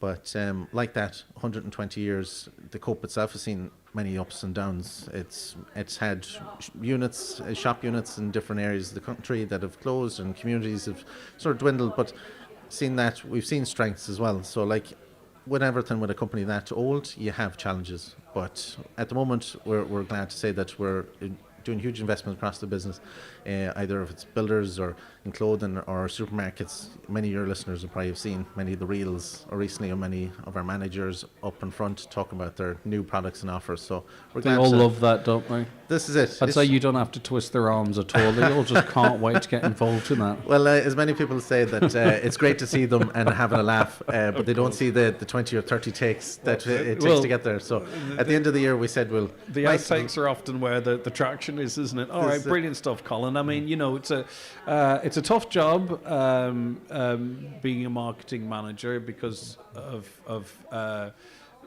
demonstrating success almost, if you know what I mean. But you're doing yeah. a fantastic job as well, and Thank you obviously very much. very successful in what you're doing. But you have a good product to work with. It helps, doesn't it? Yeah, well, they make it easy for me, to That's be what I was honest. going to say, yeah. That's it. It's easy to sell community because it's real. It's not something that we're trying to falsify. It's there in front of you, and it's happening. You can't pull the wool over anyone's eyes. No, Exactly. that's it. Nor would you want to. No. Thanks very much indeed. That's Colin Lenihan there, who is the Cope marketing manager. Thanks to Thomas McIntyre, who's the Cope Builder retail manager, and of course Peter Boyle, who a former work colleague of Daniel O'Donnell. It was interesting actually. He's got a wee insight there, wasn't it? Okay, I mentioned that. Did I say hello to a young lad that was here off air? But I'll come back to that in a second. Why have I got a load of books here? I can't move for the books. Thanks very much indeed. I'll be getting to that in a moment. Yeah, Jack McShay, he was in here. Who is here in the Cope, indeed. He's a wee lad, and he was in for a wee photo as well, which is great. Okay, we're going to take a break. Stay where you are. We've got loads more here from the Cope. We're going to be connecting, of course, remotely to other guests as well.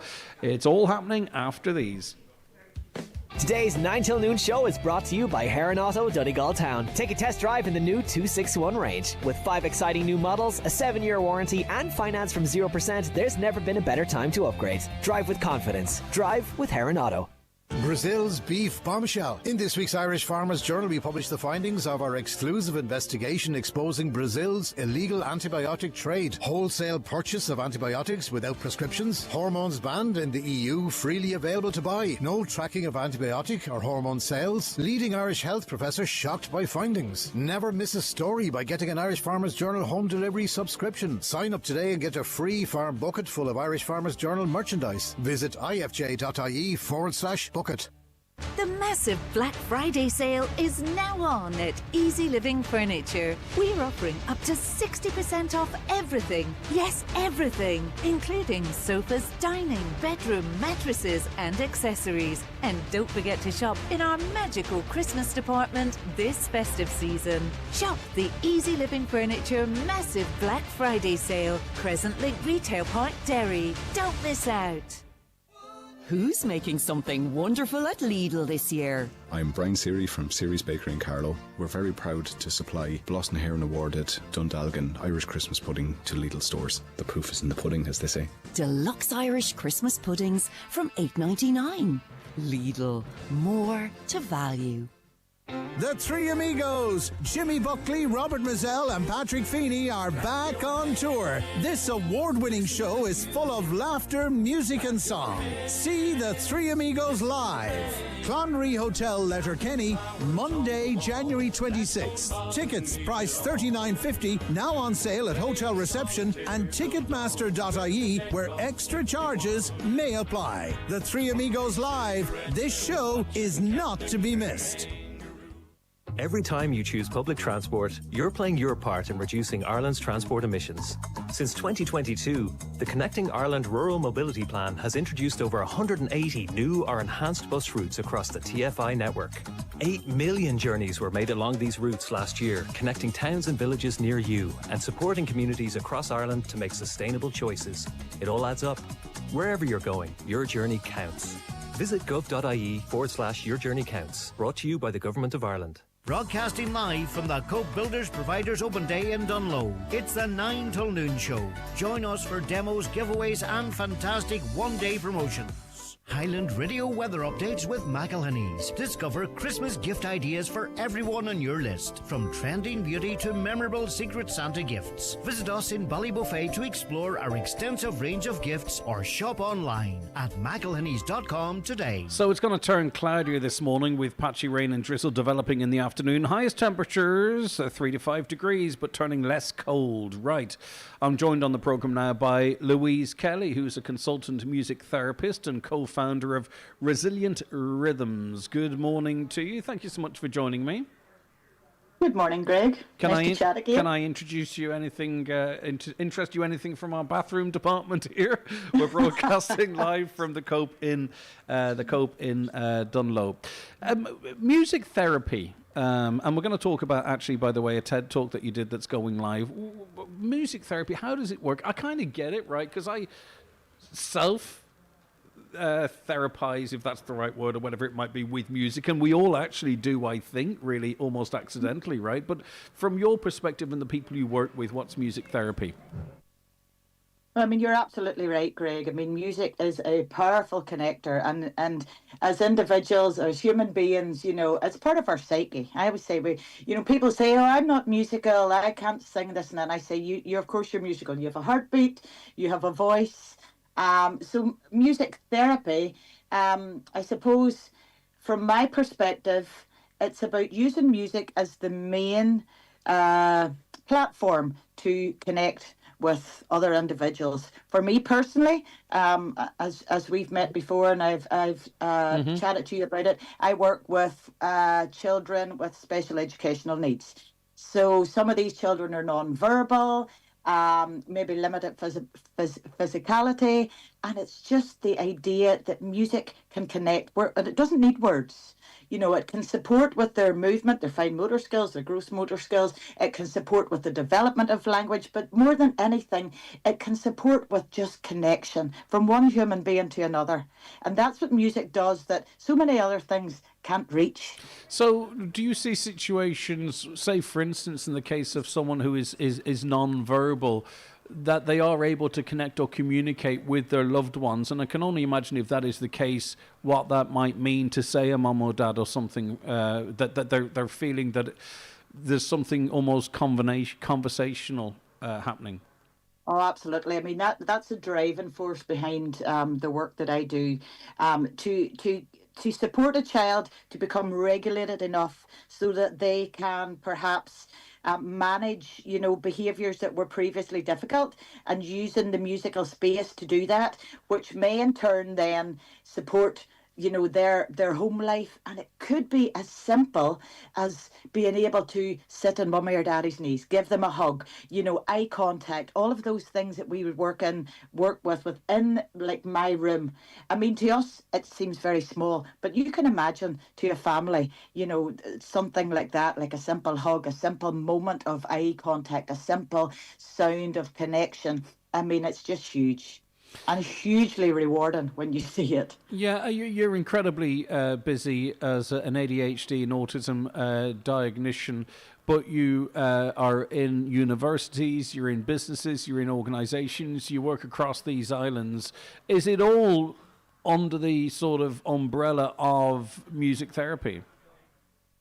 No, so I suppose that's my bread and butter, shall we say. I would do 2 days clinical practice, which is what we just talked about, working within the school. I'm very honoured and privileged to work in Skowlisigan in Buncrana, where I have been for now coming up to 19 years, which is really quite amazing. So thank you to the school for keeping me, I suppose.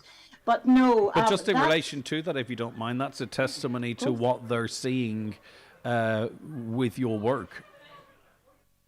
It is, but it's a testimony that they believe in it, I suppose, because, it's not funded, so they have to support it themselves financially. And as we know, schools at the minute, they're always struggling for money. So the fact that they maintain and employ me, or buy the service in, is a testament, yes, to music therapy, but to them and the value that they see in it and the support that they give, because as you well know, Greg, the people of Donegal, you ask and they will support 100%.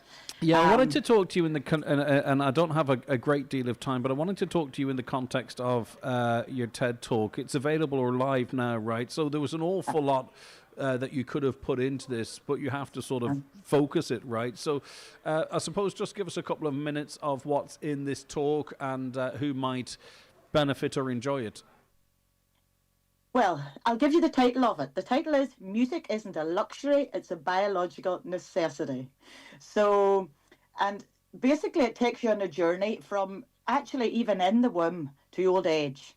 And it reveals how music, rhythm, sound shapes our brains, our bodies, and our relationships at every stage of life, and how it supported me and how it benefited me. But basically, how, as I say, from pre-birth, hearing's the first thing that develops in the womb, to toddlers, how they play and use music and are so creative, to teenagers. Music is, I say in the talk, it's their armour. Sometimes it's the only place, they feel safe or heard. Then going on to elderly care, dementia, Alzheimer's. There's the most beautiful clip. I'm very honoured that they allowed me to share the clip of a lady called Marta who was diagnosed with Alzheimer's, a former ballerina, and how music brought her back to life. Wow. And then the question is, as adults, why then do we kind of turn it down? Because it's so important and life gets busy and, we have all these meetings and all the rest of it. But if we could just source it and use it as the powerful tool that it is, then, wow, we're on to a winner. Brilliant stuff. And where can people watch? So it's on TEDx Talks. And so that's a YouTube. That if you would go onto YouTube, and it would be TEDx Talks. Then you go onto the videos. Do you know what? What we're going to do is actually link it directly off our social media. I would love that. That would be the right thing to do, I think. Okay, brilliant stuff, Louise. Lovely to see you and chat to you. Thank you very much indeed. We'll be back with the news headlines at 11 after a quick break. Today's 9 till noon show is brought to you by Heron Auto Donegal Town. Take a test drive in the new 261 range. With 5 exciting new models, a 7-year warranty, and finance from 0%, there's never been a better time to upgrade. Drive with confidence. Drive with Heron Auto. Great to see you back at Specsavers. Okay, could you read out the letters on the wall for me? Yep. D-E-A-L-S? Yeah, D-E-A-L-S. Deals. Oh, right. Yes, our Black Friday deals are eye-catching, but the letter chart's over here. Oh, sorry. At Specsavers, we've got all sorts of unmissable Black Friday deals, like up to €70 off one pair of designer glasses.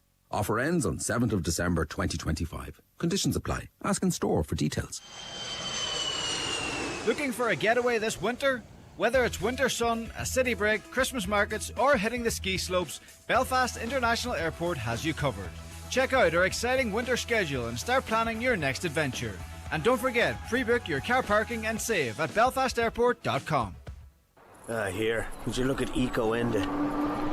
He's only after going and getting himself one of them new Skoda EVs. First he went vegan, then he got solar panels, now this. Sure, he'd buy anything as long as he can get a grand for it. Must be from that county beside Monaghan. The new fully electric Skoda range. The kind of cars that get the neighbours talking, but only if you're quick. Check out Punkai, chun Punkai, chun Kaur agus multi a oil, modula conas glana mori of valak efachtach agus kjorklach. Na Huircoat ag Rialtas na Heron. This Christmas, don't miss the sound that makes the season magical. At Connect Hearing, we understand that hearing is more than sound, it's connection. Our expert team provides personalised hearing care, from gentle wax removal to the latest in advanced hearing aids, tailored to you, so you can enjoy every laugh, every song, every precious moment.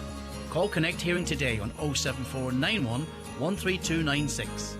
Connect Hearing, connecting you to life this Christmas and beyond.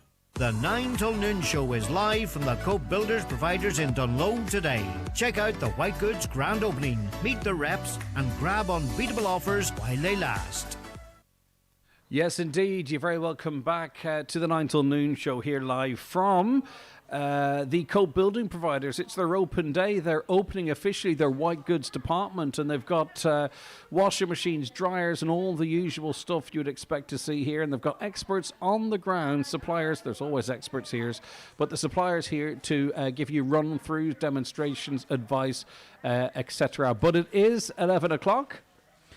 And it is time for a news update. Unfortunately, I've lost remote control to the station, but it's time for a news update, and we'll cross over now to Katie Gillen. Over to you, Katie. Thanks, Greg. Good morning. Donegal County Council's annual budget meeting is underway at County House in Lifford, with members being asked to approve a 5% commercial rates increase in order to allow the council to spend over €224 million next year. Introducing the document at the meeting, Chief Executive John McLaughlin said the draft budget will cover the basic and essential activities that the Council is expected to deliver, as well as providing some monies to allow for further development. As well as the revenue budget, which covers day-to-day expenditure, the Council is also being asked to pass a capital budget, which will see €551 million spent next year and targets a total spend of €2.2 billion over the next 3 years. HICWA has posted reports following inspections of 2 centres for people with disabilities in Donegal. Slieve Glass Community Group Home was found to be compliant and substantially compliant, while Ard Clogher Community Group Homes recorded no non-compliances. The links to the full reports can be found on our website highlandradio.com. Hundreds of mourners, including President Catherine Connolly, are in attendance at the funeral of 23-year-old Alan McCluskey, who died along with 4 others in a crash in Louth last weekend. Alan, his girlfriend Chloe McGee and friends Dylan Cummins, Shay Duffy and Chloe Hipson were killed when the car they were travelling in crashed on the RD Dundalk Road. His funeral mass in Drumconrath and Meath is hearing about his love for travelling, farming, his work and music. 301 admitted patients are on trolleys in Irish hospitals this morning. 212 of those are in emergency departments, while 89 are in wards, according to the INMO. 23 patients were waiting for bed in Letterkenny University Hospital. University Hospital Galway accounts for the largest number of people on beds, with 43, followed by 29 in University Hospital Limerick and 28 in Sligo University Hospital. Gardaí have helped dismantle a Russian network moving millions in criminal cash across Europe. It involves a bank in Kyrgyzstan used by Russian elites to dodge sanctions. The network also moved money for international drug gangs, including the Kinhan cartel. €1.36 million was seized in Ireland, and 7 people are before the courts. And finally, the newly established Donegal Local Safety Partnership held its first meeting this week. Donegal County Council says the partnership, which replaces the former Joint Policing Committee, will be responsible for bringing all the relevant state services and the community together at local authority level, and will play a pivotal role in addressing some of the challenges facing communities across the county. That's all from the newsroom for now. We'll be back with another update at 12 o'clock.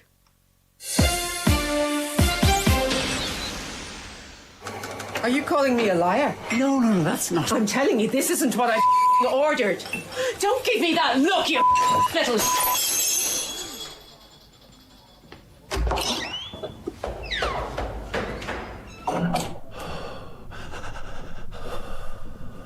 Work-related violence and aggression, it's not just part of the job.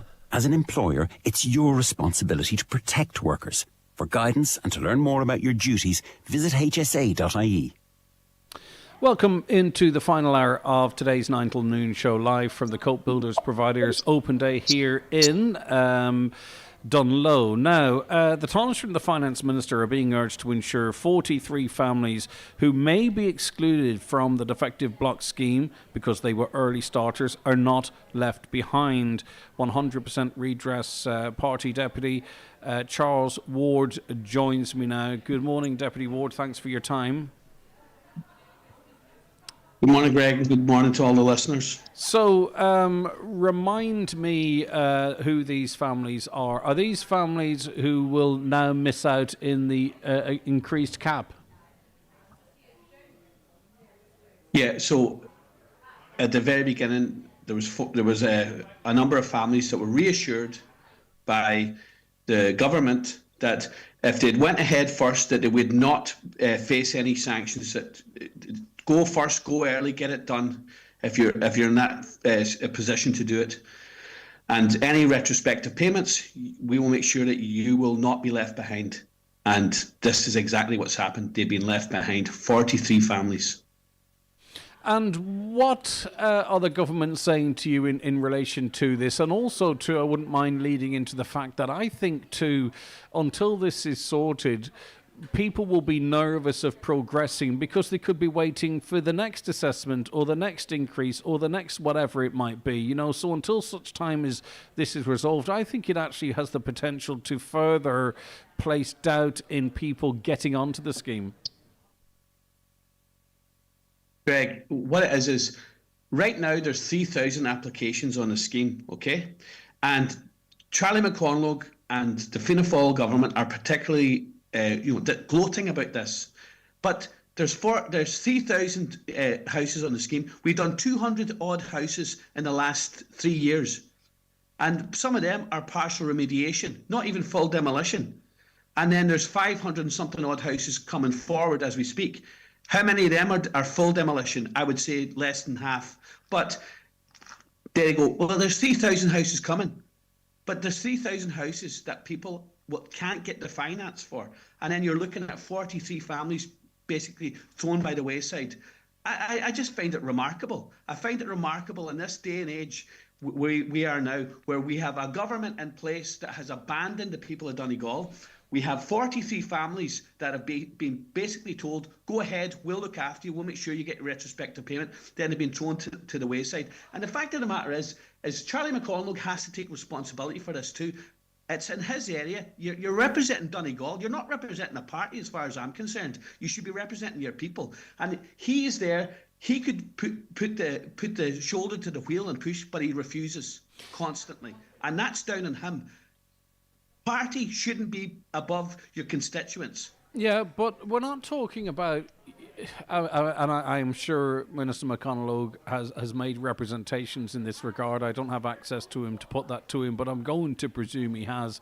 But we're not talking massive amounts of money here, right? Because we're talking the difference between the old cap and the new cap and 43 families. So if you're looking at this as a multi-annual, multi-billion euro scheme, quibbling over these 43 people is incredibly unfair, and really it's not saving the taxpayer or the state anything in reality.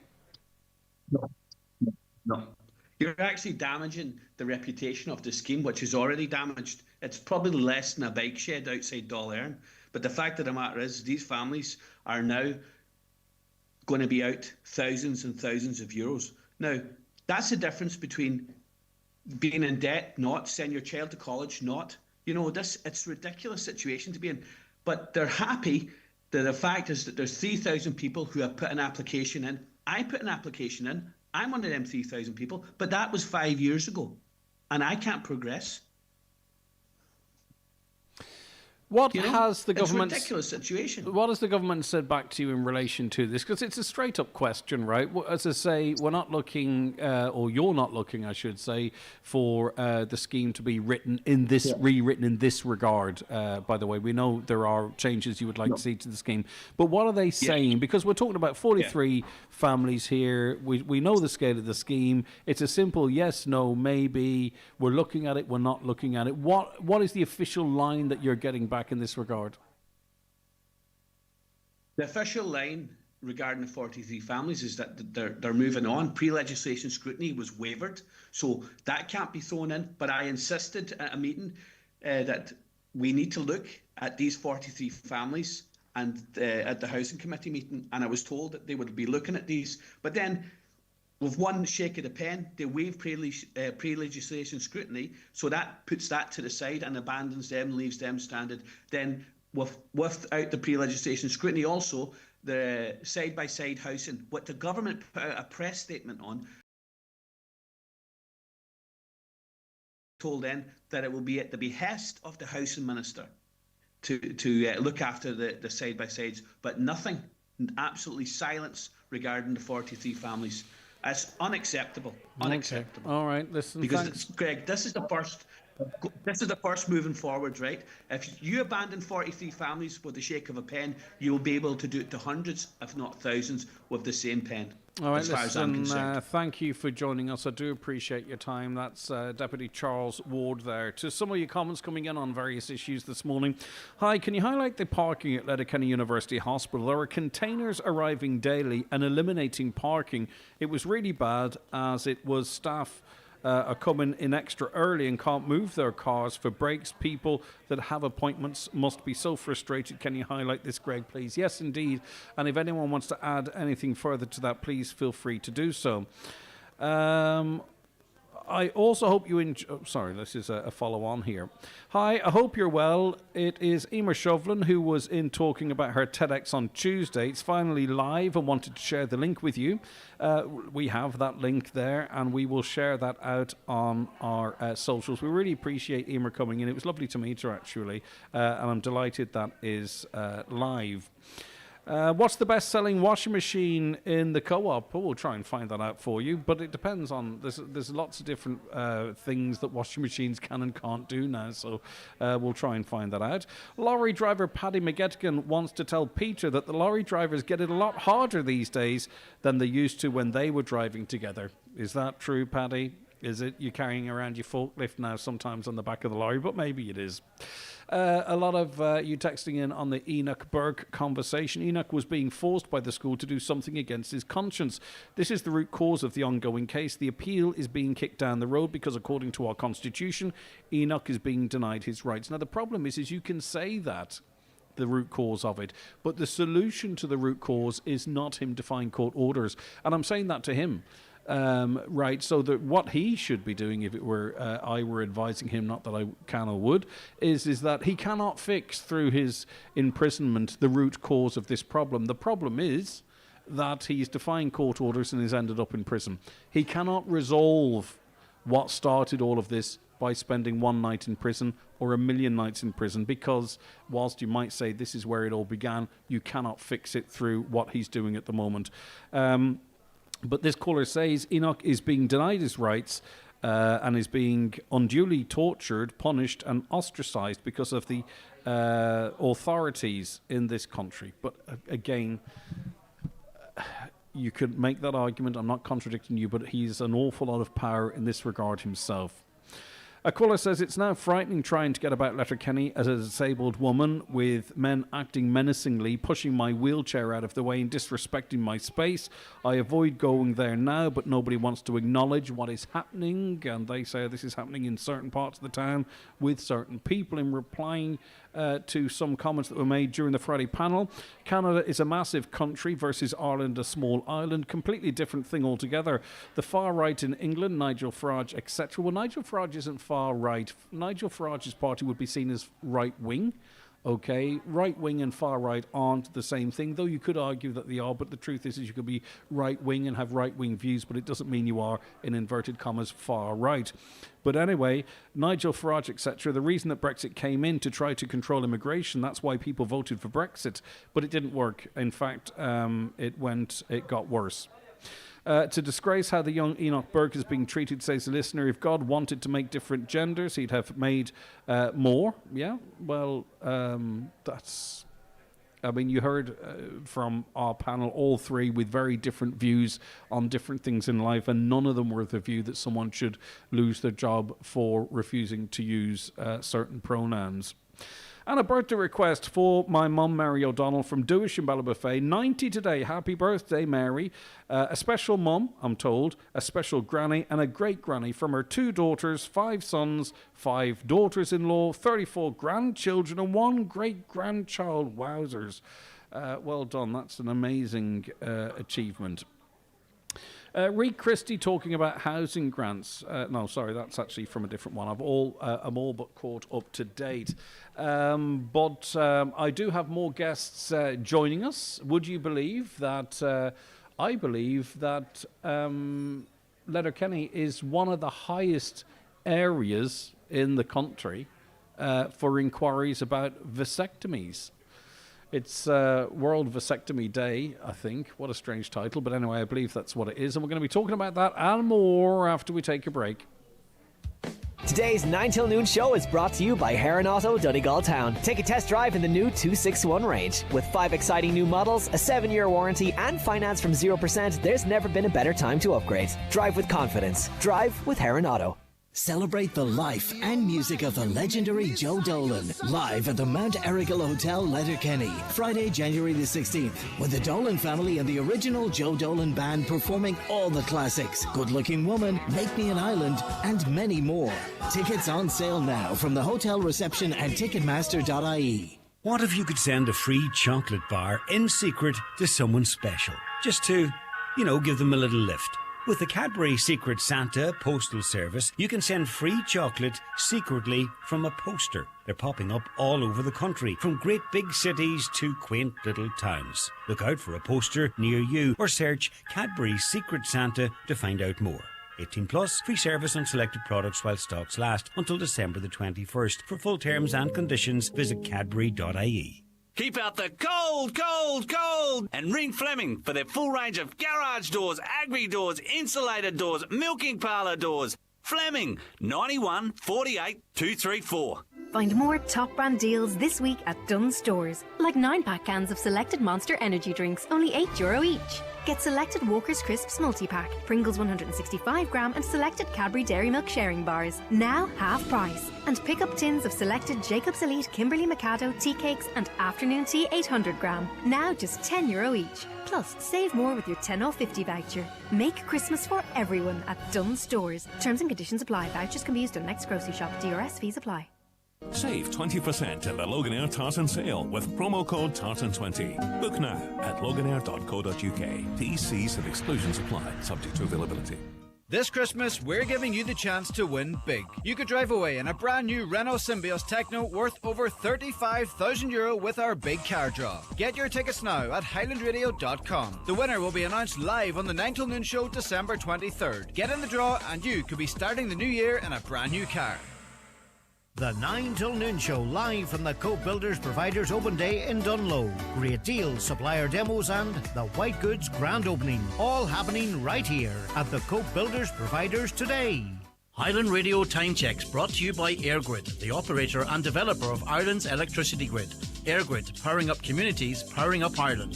The time is? The time now is 9:17. You're very welcome back to the 9 till noon show. Right, new research highlights Ireland's growing interest in vasectomies. Today is World Vasectomy Day, and would you believe, perhaps, that Letterkenny, people in and around Letterkenny, Donegal, have a great interest in this, as was found in a recent study of this. I'm joined by Dr. Colin Irwin of Precision Vasectomy. Good morning to you. Thanks for joining us. Good morning. Thanks for having me on today. So, I mean, what is a vasectomy and what is involved in it? I'm conscious it's early morning, but I think we need to get to the bottom of this, so to speak. Sure. Yeah. Well, I suppose a vasectomy really is a male form of contraception. And it is a permanent form of contraception. So it's basically a small surgical procedure that takes between 20 and 40 minutes. And basically, without going into too much detail, as you said, at this hour of the morning, it involves sealing off 2 tubes, one on either side, to prevent anything getting out that can cause pregnancy. So it has come a long way, really, in the last 2 decades. It is, it used to be a much more invasive procedure. Now it's a really tiny procedure that doesn't require stitches, it doesn't require dressings, and most people are back to work within a couple of days after it, Is it irreversible? So I tell people to think of it as an irreversible procedure. The reason for that is that there are reversal procedures, but they have significant failure rates. They are tricky to perform. They are a much more significant procedure, so they would be an in-hospital operation. And the access to them tends to be only private, really, and they can be extremely expensive. Also, the further you go from a vasectomy, the less likely it is that you will be able to reverse it successfully. So I tell people that the vasectomy is a wonderful solution if you are sure and if you definitely don't want any kids in the future. But if there's any element of doubt, or if you are considering it as a reversible thing down the line, then I would not go for a vasectomy. I would consider some other form of contraception. Is there a sort of average of who's inquiring or who's going for this procedure? Like, for instance, I wonder, you would see, I imagine, very few young male adults, or would you? I'm just wondering if there's anything little that might surprise. No, I mean, you're right there. It is generally, I would say the typical man would be about 40, would have 2-3 children. That's kind of the very typical picture we would have. Now, look, we do perform vasectomies on people who have had no children, but you've got to be more careful with those people. especially if they're younger. So if people are in a younger age bracket, say they're in their early 30s, I would have a long chat with them, and I would often want them to chat to their own doctor as well beforehand. And sometimes we would ask them to do a cooling off period, so to go away and think about it for 6 months, and then to come back to us to make sure that they're sure, because I don't want anyone coming back disappointed in a couple of years saying they want to have kids and now they're in trouble. So, yeah, I mean, what makes it easier if someone is older and has children, we're less worried about it. But typically it tends to be men, 40-ish, 2 or 3 kids. And that's the typical picture. Typically, as well, I think the majority of the responsibility in terms of family planning seems to fall on women.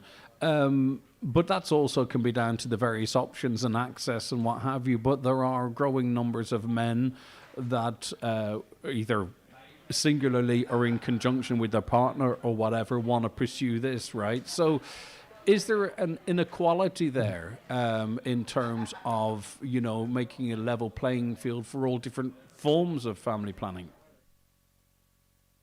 Yeah, and I think that's an important point and one that we've been trying to draw attention to. And that's I suppose why we're using World Vasectomy Day this year to kind of promote it, because there have been great strides made in women's health and in contraception options for women in recent years. Have free contraception options for women between 17 and 35, and that's fantastic. But there's no option for men. Now, look, there is some localized funding for vasectomies available in some localities. But it's very limited and it depends on where you live. So what we would like to see is national funding through the HSE for vasectomies and to make them affordable and accessible for everyone as they are in other countries, Right, you've gone through the Google analytics. There's a great deal of interest in searching in this area out of Donegal. We rank 1, 2, 3, 4, 5th. What does that tell us? If anything? I suppose it tells us. Well, it got you on Highland Radio anyway. It was worth it for that anyway. It got you on Highland Radio, right?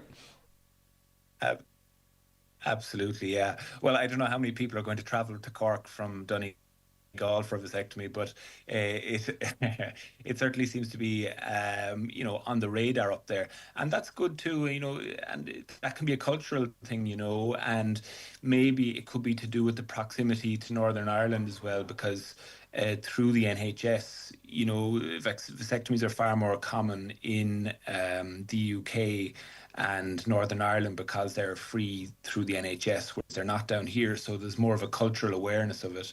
Whereas in Ireland, in the south of Ireland, it hasn't been a cultural thing over the decades. So it isn't on people's radar as much as it should be. So yeah, I'm glad that people of Donegal are so in tune with it, and I would hope to see that spreading throughout the country. All right, listen, thank you very much indeed. I really do appreciate your time. Look after yourself. Okay, so that was Dr. Colin Irwin of Precision Vasectomy, and just interesting. Do you have any views in relation to that 086 60 25,000? I don't have any big philosophical views in relation to this. I just feel it's getting easier and easier and almost more incentivized not to have a family or not to have a large family than it is. But also it's about people's choice, isn't it, as well? So we have to be incredibly conscious of that. People have their own choices to make. Right, now, just something I want to mention. I'll come back to that, actually, because I'm going to do that over the line. I want to mention where we are. We are live here from the Cope Builders Providers Open Day, and there's, as you may have gathered, a real buzz around the place here because people are coming in great numbers to have a look at the fantastic new white goods department, which has been here building for some time, but officially opens today, and it's got all the stuff you would expect: washing machines, dryers, household appliances, and they're grouped in as white goods, right? But they can be your robot vacuums, your black ovens, you know yourself. So if you're in the area, in the Dungloe area, be sure to drop into us here at the Cope Builders Providers in Dungloe. I'm told there's unbeatable deals, live demonstrations, and great value all day. Now, if you do come in and you spend at least a fiver, you are put into a draw, and there is a whole host of fantastic prizes available here on the day. A Tux O'Brien drill, €220 worth. A Tux O'Brien pass load gun, €349 that's worth. That's a nail gun effectively. Cotton mount workwear raffle prizes. Washing machine tumble dryers worth $210. Big 8 kg washing machine, $230 it's worth. So you can actually see with the value of these prizes that they're actually also representing great sale prices as well. Drill and battery sets for €80. A Fleetwood €150 voucher. And also lots of other stuff as well. So that's part of the draw. There's also sandwiches, there's tray bakes and all that type of stuff. So get on down if you're in and around the area. The official opening is taking place a little later on. Right, let's say hello to Kirsty Shield, Community Development Officer with the Milford and District Resource Centre. Good morning. Hello, Greg. How are you doing? I'm doing fantastic. What about yourself? We're talking about the Milford Christmas celebrations. What's coming up? We're being very busy at the minute. We've decided to put on a bit more of a show this year for our Christmas light switch on. So we're having a big event on November the 30th. It's starting at 12 p.m. We're doing a craft fair from 12 to 4 in our parish hall. And then from 4:30, we're going to do a big parade of lights down through the town with loads of local school children from all the surrounding areas. They're going to be accompanied by the Letterkenny and District Pipe Band. They're going to be accompanied by street performers. We're having a mini tractor run. And then they're all going to go down to the bottom of the town to the Christmas tree light switch on with Santa. And we're having the first ever public performance by our community choir. So it's going to be a lovely big event, and we want as many people to come as they can. Is this one of the biggest sort of Christmas celebrations to get the season going in Milford, if not recently, ever? Yeah, I think so. There's a bit of a buzz in the town at the minute, Greg. We're seeing lots of kind of redevelopment going on. We've had a lovely little Christmas light switch on every year, but we decided we'd just try and make it a little bit bigger, a little bit more family friendly. We changed the day, we brought the time forward, so hopefully more people can come, and there's just a lot more reasons maybe to come out and get into the town. Yeah, and if all that doesn't entertain you enough, there's hot chocolate and mulled wine. When are you putting your own Christmas tree up, Kirsty? Oh, that's in debate in the house. My son wants it up now. My husband wants it up maybe about a week before Christmas, and I normally like it up for the toy show. Yeah, I think your husband might as well just move out because he ain't going to win this one, right? So it's a compromise between your son and you. I think this is, and somewhere in there the tree will go up. I think so. I think I know who's going to win that one. Yeah, me too. Right, and why not? Listen, I think, the people sort of get caught up on when people do things, when lights go on, when trees go up, when stuff appears in the shop. My word, you know what? If it brings people joy, keep your tree up all the time. That's what I say. So it's whatever makes people happy. Absolutely, yeah. If it brings a bit of joy into the town and into everyone's lives, why not? We all need a wee bit of cheer around now. So, no, it's great to see a wee bit of buzz and a wee bit of life around the town. All right, okay. So, thanks very much, Kirsty. Lovely to see you. Thank you so much for joining us. And it sounds like it's going to be a wonderful day. It is the Milford Christmas celebrations. It's on Sunday, the 30th of November. So that's Sunday week, isn't it? For a full day of festive fun. So beginning at 12 noon, there's a Christmas craft fair at the Milford Parochial Hall. Face painters, local vendors, and beautiful Christmas gifts.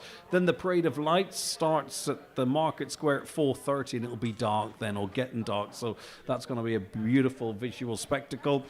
Street performers, lantern parades for kids, music and bands, and also the local choir is going to be doing its inaugural performance. And also there's hot chocolate and mulled wine. So get into the spirit, why not? is what I say.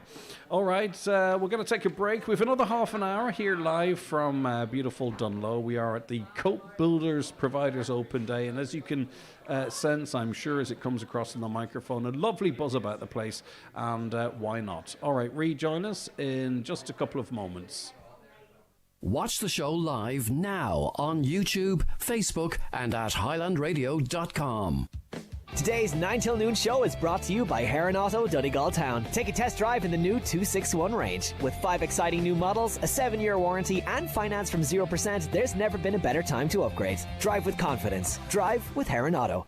Make great photos into beautiful gifts at McGee's Chemist Letterkenny. Different gift ideas include canvas prints, freestanding or ready-to-hang art blocks, and personalised photo books, perfect to mark any occasion. There's also jigsaws, calendars, mugs, and much more. For details, visit mcgees.ie. Turn your favourite moments into something truly special with McGee's Chemist Letterkenny.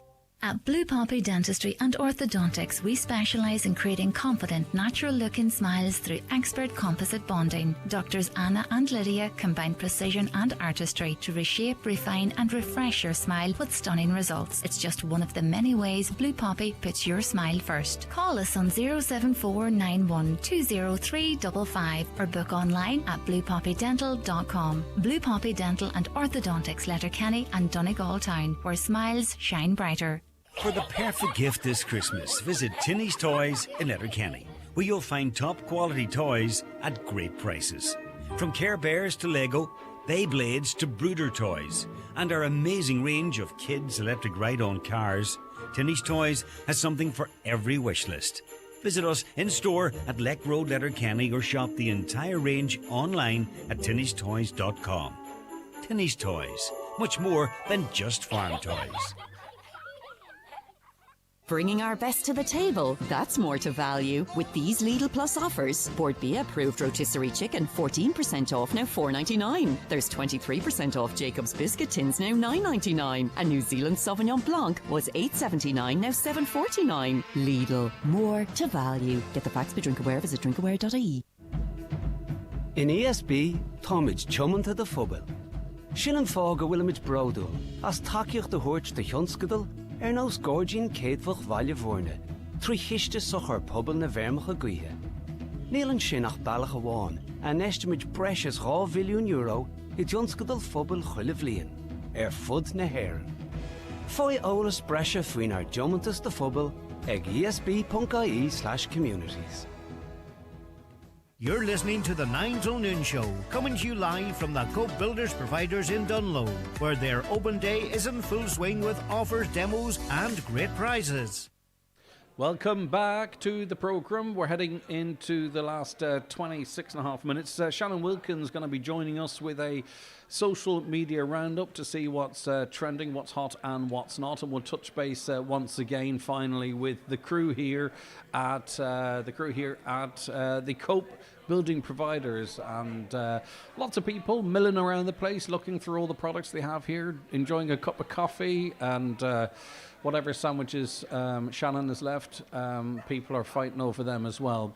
Right, I can say hello now to, I think, Eamon McLaughlin from the Mayville Drama Society. Eamon, are you there? I'm there, Greg. Yeah, good morning. Good morning. You are the director, producer, and starring in Don't Tell the Wife, and it's opening at St. Eugene's Hall, Mayville, for 6 nights tomorrow. Tell us about this comedy play, because people might be familiar with it. So talk to us about what people can look forward to. Well, the play is called Don't Tell the Wife, and it was written by Sam Cree from Belfast. It was actually first staged in 1967. And the essence of the story is that Edna Willis is convinced that her husband is cheating with other women. And it leads to a lot of misunderstandings. So there's the central plot in the play, and then there's a few subplots as well. And it's a very, very funny play. Sam Cree, when he wrote his plays, he always had the idea that on every page there would be 2 small laughs and a big laugh. And hopefully we'll achieve that when we go on stage tomorrow night And then we go right through to next Saturday with the exception of Monday. No playing Monday night because of our local bingo. It's a great thing. And I was going to say there, sorry, Eamon, there's a slight delay, but listen, we'll be fine. It's a great thing to bring to Mayville too, isn't it? It's lovely for people in and around the local area and those that choose to travel as well to see, a big show put on locally. Absolutely, yeah. Well, we've been going now for this drama group was founded by the late Michael Bonner and myself nearly 40 years ago. And over that time, we put on a great variety of plays. We did miss out a few years, but we did get on a lot of plays, and they've been well received. And another thing I want to say as well, there's no tickets required. If you just turn up and pay at the door, it's £10 for an adult and a £5 for children. So, and it's a good night's entertainment guaranteed for that. And fellas getting into trouble for telling white lies. It's a tale as old as time, Eamon. It is a tale as old as time, yeah. And it's a sort of a formula type play, but the laughs are there, and when you can anticipate some of the things, the action is very, very good. And I think it's a great play, too, to have on just prior to Christmas. People want to get out and about and have something enjoyable to go to, and it's family oriented as well, which is very important. And it's good to have the memories, not just for the cast, but for the people in the locality as well.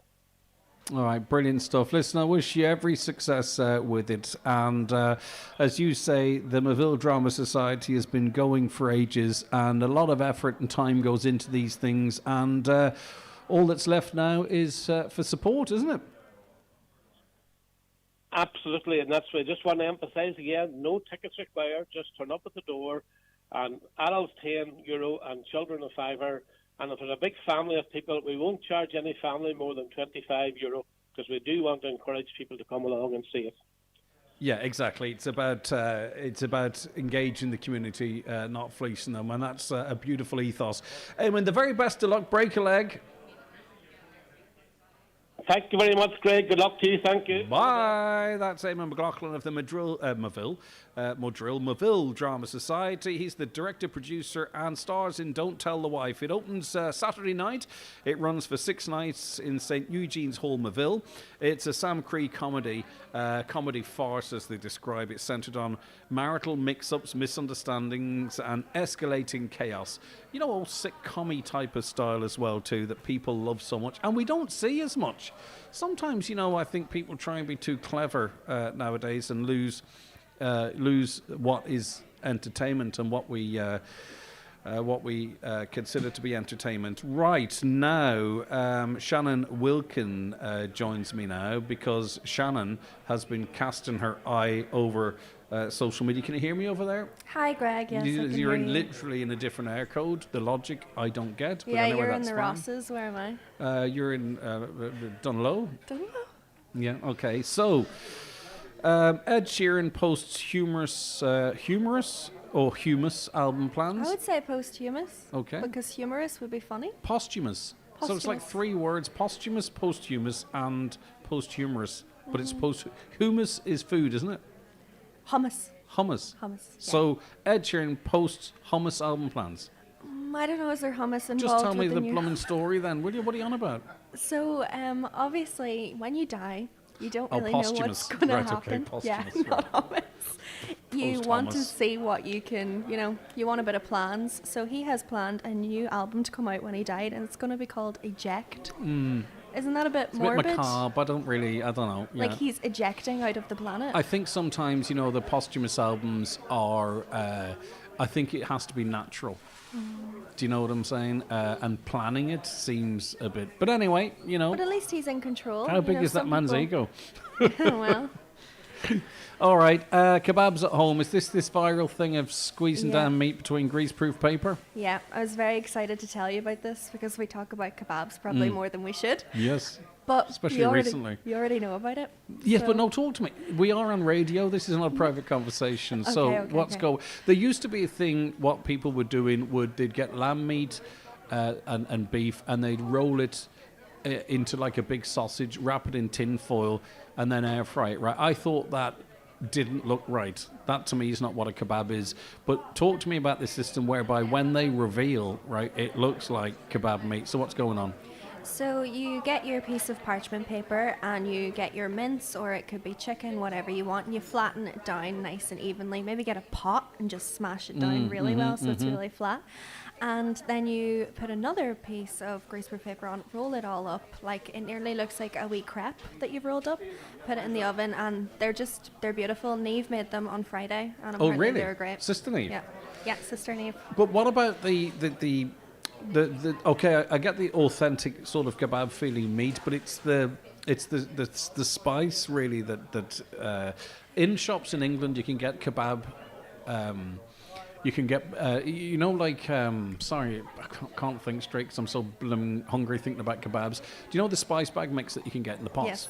Right, in shops in England or Northern Ireland, you can get the kebab mix. So you mix that with the meat, right? Lovely. Yeah, but I've searched everywhere. So basically, if anyone can find some kebab spices, please send them to Highland Radio. Please do, yes. And I'll have to declare it. No, I won't. Okay, so kebabs at home, and it gets your seats of your seal of approval. Now, I'm going to be pulling you up on this a little bit about flights and hotels to Prague skyrocketing. Do you know because why? it's because of the football, Yeah. right? But there's a little bit of lazy journalism going on Right, here. come on, tell Go on, me. no, you tell us what the problem is. What's and then, the lazy journalism? well, you see, and in fairness, there was a guy on RTE this morning who'd actually done the research. But the critical thing he did in his research is he checked the prices prior to the draw. Okay, but I think you're going to be quoting figures where people are just going to give the highest price and say, oh, this is gouging, this is shocking. But if you look at the actual data on what the airlines did, Ryanair, Aer Lingus, the prices didn't increase straight away. They just increased with dynamic pricing as the planes filled up. So immediately after the draw, it was still like 160 quid return. And you could still now get to Prague via Manchester or London relatively cheaply. So what's your counterpoint to that? My insight is, obviously, I'm just back from Prague. Oh, right. Yeah. Sorry. Yeah. You did your research. I did my research, and you're probably looking, you can get to Prague for 60 quid for a return. And even I was looking at the prices, like for the coming weeks and all, that's around that. And then for Wednesday, the 25th of March, €379. Thursday, 26th of March, 470. And then for the Friday, if you just want to go for a few drinks to celebrate, but what if we lose? You don't really want to be going there, do you? Well, we can commiserate. There's always a reason. €219. Yes, but Shannon, the planes, there's only a certain amount of seats, right? And the last 5-10 seats are going to be absolutely through the roof. That's the way it works. That's how we get over for 60 quid at other times. Do you get me? I get you, but You disagree, though. it's just, I think it's not fair. Everyone just wants to enjoy the World Cup. But you know the playoffs, funny thing is we only are going to get 1,000 tickets. Yeah. Right, the stadium only holds about 19 or 20,000, and our allocation is 1,000. So there's more people going to be going over there anyway that has tickets. But we've always done that. Donald Trump and Bill Clinton edits. Have you seen these? Yeah, but there's a bit of a controversy about potential material out there. You're not talking about that, are you? I'm just saying it's 'Cause been you can on almost my be- For You page, Okay. and I've been enjoying them probably Don't a bit get me too into trouble, much. though. No. Right, what's happening in these? Basically implying that Bill and Donald might have been in a relationship. Okay, yes, we'll move on now. Yes, hashtag clump. Yes, we might just leave that. Wicked 2 press tour. Cynthia and Ariana give me the ick. following this? They are, and it's got nothing to do with anything except that they act incredibly weird. Very, very Very, strange. very weird. I think Ariana Grande is just completely changed as a person, and I just don't mean physically. And the interviews between Cynthia and Ariana, when it's not being called out, they're normalizing really bizarre behavior. Is that controversial? I don't think so. I think people are nearly laughing at them at this stage. But like, if you don't laugh, you'll cry. But Cynthia wasn't doing interviews because she lost her voice. And Ariana, in solidarity with her, which she literally said, in solidarity with her, I'm not going to do interviews either. She's got the COVID now, Ariana. Oh, she's got the COVID. Yeah, she has. So they are in a relationship. Do you have what it's actually described as? It's I don't know. it's like a nearly non. like they're this, protective that. of each other. Okay. Like if I Yeah, but touched her, she'd knock me out. I know, but Cynthia posted that they were in a relationship, which means it's a bizarre title, but it means they're not actually in a relationship. Right, who's Ashley Tisdale again? Are you High School Musical No, era? no. What else sorry. did Ashley Tisdale even So she's do? an actress. She's an actress, Okay. yeah. So she's rebranded herself. She's What's going on rebranding here? herself as Ashley French because she says she's not the person that she once was. But to be honest, it's just an excuse for her to plug her new makeup and skincare and perfume line. Of course. I need You a know? rebrand. Eddie Murphy's documentary, Netflix want me to watch it, but I haven't watched Charlie Sheen's, and I haven't watched any of the other ones. But anyway, have you watched it? I did. That's what I spent my Saturday night doing. And you know what? You always think he's kind of a funny guy, but he's actually a bit of a serious guy too. They Yeah. talked about how he made so many progressive waves for the black community, all the different characters he can play. And he's been in the business a long time as well. So he first got his big break on SNL at 19, and he's been in the business now 45 years. And I think he's still as famous as he once was, which doesn't really happen these days. Like, do you know, yeah. like who else is that famous? You know, still. Who? Still funny. Who? No, can you think though? Like Adam Will Sandler? Smith? No, Adam Sandler was later to the game than Okay. Eddie Murphy. Yes, I suppose actually when you go back to the first Beverly Hills Cop, it's a long, long time ago. Yeah. Yeah. Okay. And he still looks great, actually. Oh my God, he does. He still looks brilliant. Right. Inviting the lucky, lucky man to your wedding. What's this about? So a couple got married down in Limerick, and they'd met a lucky, lucky man while on holidays in Lanzarote, and they just thought, you know what, we're up for the crack. Bring This him man over. loves Limerick. And he came and he had a party and he just enjoyed it. But it's mad what you find on holidays, isn't it? Exactly. But yes, but normally you don't invite it to your wedding. Yeah, like, Okay. you know, maybe. That's they're down in Limerick. Down in and he Limerick, came over and all. He came over. Lovely stuff. Yeah, Brilliant. so the TikTok's gone a wee bit viral. Now, Niamh Gallagher is a Donegal TikToker, I'm told. Have you seen the video? Talk to me and then I'll tell you. Your fella from Tuam has confessed his love for her. No, I haven't and seen he that. says, Niamh, please give me a chance. You're some Bjor. And he's wearing this jacket, right? Unzips the jacket, has the Donegal jersey on under, and he's like, I will be your Donegal king and you can be my Donegal queen. Like, if that's not romance, I don't know what is. And the 30 trend on TikTok, what's this about? So this is kind of a funny one. You know the way people say once you turn 30, like the pressure is put on, buy a house, get a baby, like get married. The ladies, people blow out their birthday candles, and then the minute that they turn 30, they're handed babies and houses and engagement rings. So it's kind of funny. I think it's later and later now. I don't think it's 30 anymore. I think 35 is the pressure date now, it seems. Yeah. Because women are having babies in the mid-30s, their first baby now. Yeah. And I don't think even anymore, you used to be able to sort of, not you used to be able to, but you often, you know, women or fellas, oh, you're not loved up yet, or no, you know, and now people don't do that anymore because they're afraid of offending someone. So. Yeah, there's actually a new trend going around that it's like not cool to have a boyfriend, and it's really I icky. saw that, yeah. There's like a whole term for it. Let me get the term here. 2 seconds. Where the heck did it go? It's okay, we can come back to that. Heterofatalism.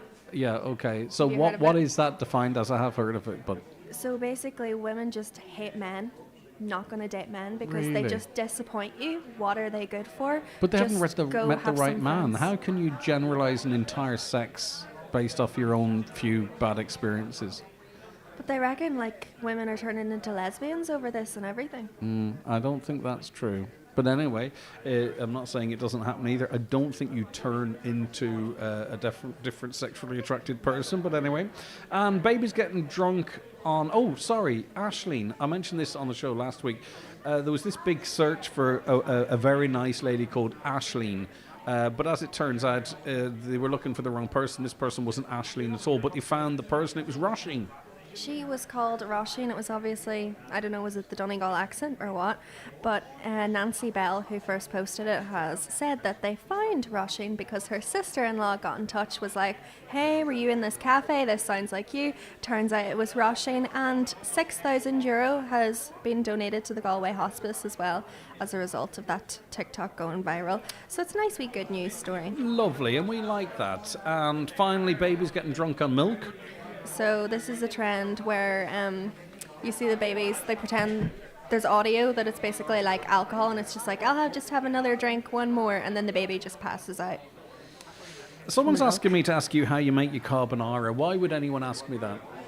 I don't know if that's an actual joke. Does it say who that's from? No, it doesn't. And I don't know if I'm allowed to actually say Well, why. then the stuff that you are allowed to say is terrible, so I don't want you to say the stuff that you're not allowed But to say. like my real carbonara. No. Thanks for joining us. No, it's okay. I just want to mention that there is... Thanks, Shannon. So did you want to say something else? No, I'm just really thinking about the carbonara. Like, fry off your bacon first. Obviously, I do a bit of onion. I do a bit of butter and flour to make a roux, and then add my cheeses. Mushroom too is really good for flavors, but some people don't like mushrooms. And then if you really want to go all out, yeah, chicken and cracked black pepper, and then more Parmesan to sprinkle over. My word. Yeah. None of that was written down. Thanks, Shannon. Right, I just want to mention that there is a quiz night fundraising for OT volunteering in Arusha, Tanzania. It's on Friday the 21st of November today at 7:30 p.m. in the Midway Bar, and there is prizes and a raffle as well. Can you please give a mention to the lighting of the Christmas tree in Carndonagh this Sunday? Of course I can. The brass band and the girls' school choir were entertained from 5:30 with the big switch on at 6. If there's anything like that in your community, please get in touch with me and I'll get it out there. I might not be able to get it out there today, but I do want to support all areas, of course, as much as I can. Right, we'll be back with a wrap-up here live from this beautiful, busy venue today. It's the Cope Building Suppliers, the building providers. It's their open day. Thomas is going to rejoin me just to wrap things up, but first we'll take a quick commercial break. We'll be back with the weather. Today's 9 till noon show is brought to you by Heron Auto Donegal Town. Take a test drive in the new 261 range. With 5 exciting new models, a 7-year warranty, and finance from 0%, there's never been a better time to upgrade. Drive with confidence. Drive with Heron Auto. 'Twas the countdown to Christmas, and all through the house, everyone wishing for a National Trust Day out. But to where, you ask? Oh, I'll tell you we will. Adventures await, pure joy, sheer thrill. Rowallan Gardens Yuletide Market returns. With Mount Stewart's festive trail, great family fun. For a Georgian Christmas, it's Castle Ward, and the Argery's Twilight Market is one to look toward. So wrap up warm and you can rely. For great Christmas fun, search National Trust NI. They're back after yet another sellout show. It's Mac Fleetwood, live at Angrinnen Theatre, Letterkenny on Saturday, 6th of December. Experience the magic and the music with hits like Go Your Own Way, Dreams, The Chain and Rhiannon. Mac Fleetwood bring you an unforgettable night of Fleetwood Mac classics. Tickets on sale now at angrinnen.com. Presented by Joe Gallagher Entertainments. Make your Christmas party unforgettable at Century Complex. Our festive packages, Jingle Mingle, Feast and Fun and Taste and Toast, offer delicious dining, fun activities and cocktails. Starting November the 28th for groups of 5 or more. Dates are booking fast, so call now. Visit centurycinemas.ie or call 07491 21976 to secure your night. Hurry! Extra savings in Hillary's best ever Black Friday sale ends soon. Until the 2nd of December, get an extra 10% off absolutely everything. That's on top of up to 50% off hundreds of made-to-measure blinds, curtains and shutters. Plus, control your blinds from anywhere with a half-price Smart Hub when you buy any electric blind. Don't forget, with Hillary's, measuring and fitting is always included. So get window-wise and book your free in-home appointment today at hillarys.ie. Conditions apply. Experience the all-new Farah's restaurant at the Villa Rose Hotel Ballybuffet, newly refurbished with a fresh look and redesigned menu full of local flavour and creativity. Perfect for family meals, date nights or friends catching up. Discover great food and great company at Farah's Restaurant. See villarose.ie or call 9132266. Broadcasting live from the Cope Builders Providers Open Day in Dungloe. It's the 9 till noon show. Join us for demos, giveaways and fantastic one-day promotions. Highland Radio weather updates with McElhenney's. Discover Christmas gift ideas for everyone on your list, from trending beauty to memorable Secret Santa gifts. Visit us in Ballybuffet to explore our extensive range of gifts or shop online at mcelhenneys.com today. So it's going to begin to turn cloudier as this morning turns into the afternoon, with patchy rain and drizzle developing. Highest temperatures in the afternoon of 3 to 5 degrees, but turning less cold later with light southerly winds, increasing moderate to fresh towards evening. And just to wrap things up, I re-invited Thomas McIntyre, the retail manager, just to wrap things up here. And the big ribbon cutting takes place a little later on, Thomas? Yeah, so we're going to officially open the white goods here probably just by 12 o'clock. We might even ask yourself to cut the ribbon if you don't mind. Well, who didn't turn up? What's that? Who didn't turn up? I'm not going to tell you. We might have talked about him briefly later on. No, I'm only kidding. I'm only kidding. Okay. No, you were the number one choice. I'd be more than happy to do that. No, that'd be cool. Listen, we've talked about the Cope in the context of the builders, providers, and the open day, and it's fantastic. But it's a brand, and it's a brand that goes beyond this building. In the last couple of moments that we have, talk to me a little bit more about that, because people may presume but not necessarily know the scope here. I suppose the Cope means something different to everybody. For me, the Cope used to mean Anager, where I went for the bread and milk and the necessities sometimes twice a day, but there's also different things to different people. So it's your grocery store, it's your hardware. Now it's very much a men's fashion shop, ladies fashion, homeware, Christmas decorations. It's online in a big way now, so that's kind of grown massively lately.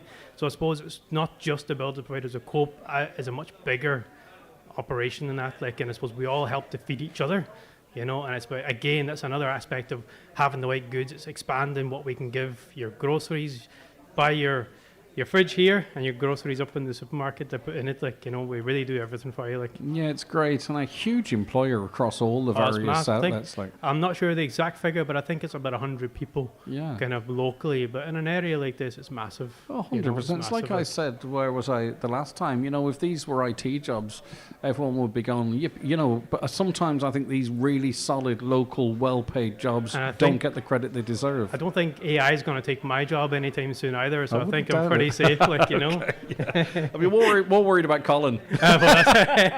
Absolutely. Listen, I'm only messing. You couldn't replace him either. Thanks so much for having us. No, 100%. It's been lovely being here. Appreciate it. Congratulations in everything that you're doing, and the best of luck with everything into the future. And as I say, it's been lovely being down. No, perfect. And that's where we have to leave it on the 9 till noon show today. Thanks to everyone, Thomas and all of the crew here, for a wonderful welcome. Get on down here, because there is, you just have to spend a £5 and you're in a draw for a massive range of brilliant stuff, but also just to come down and see what they're doing here.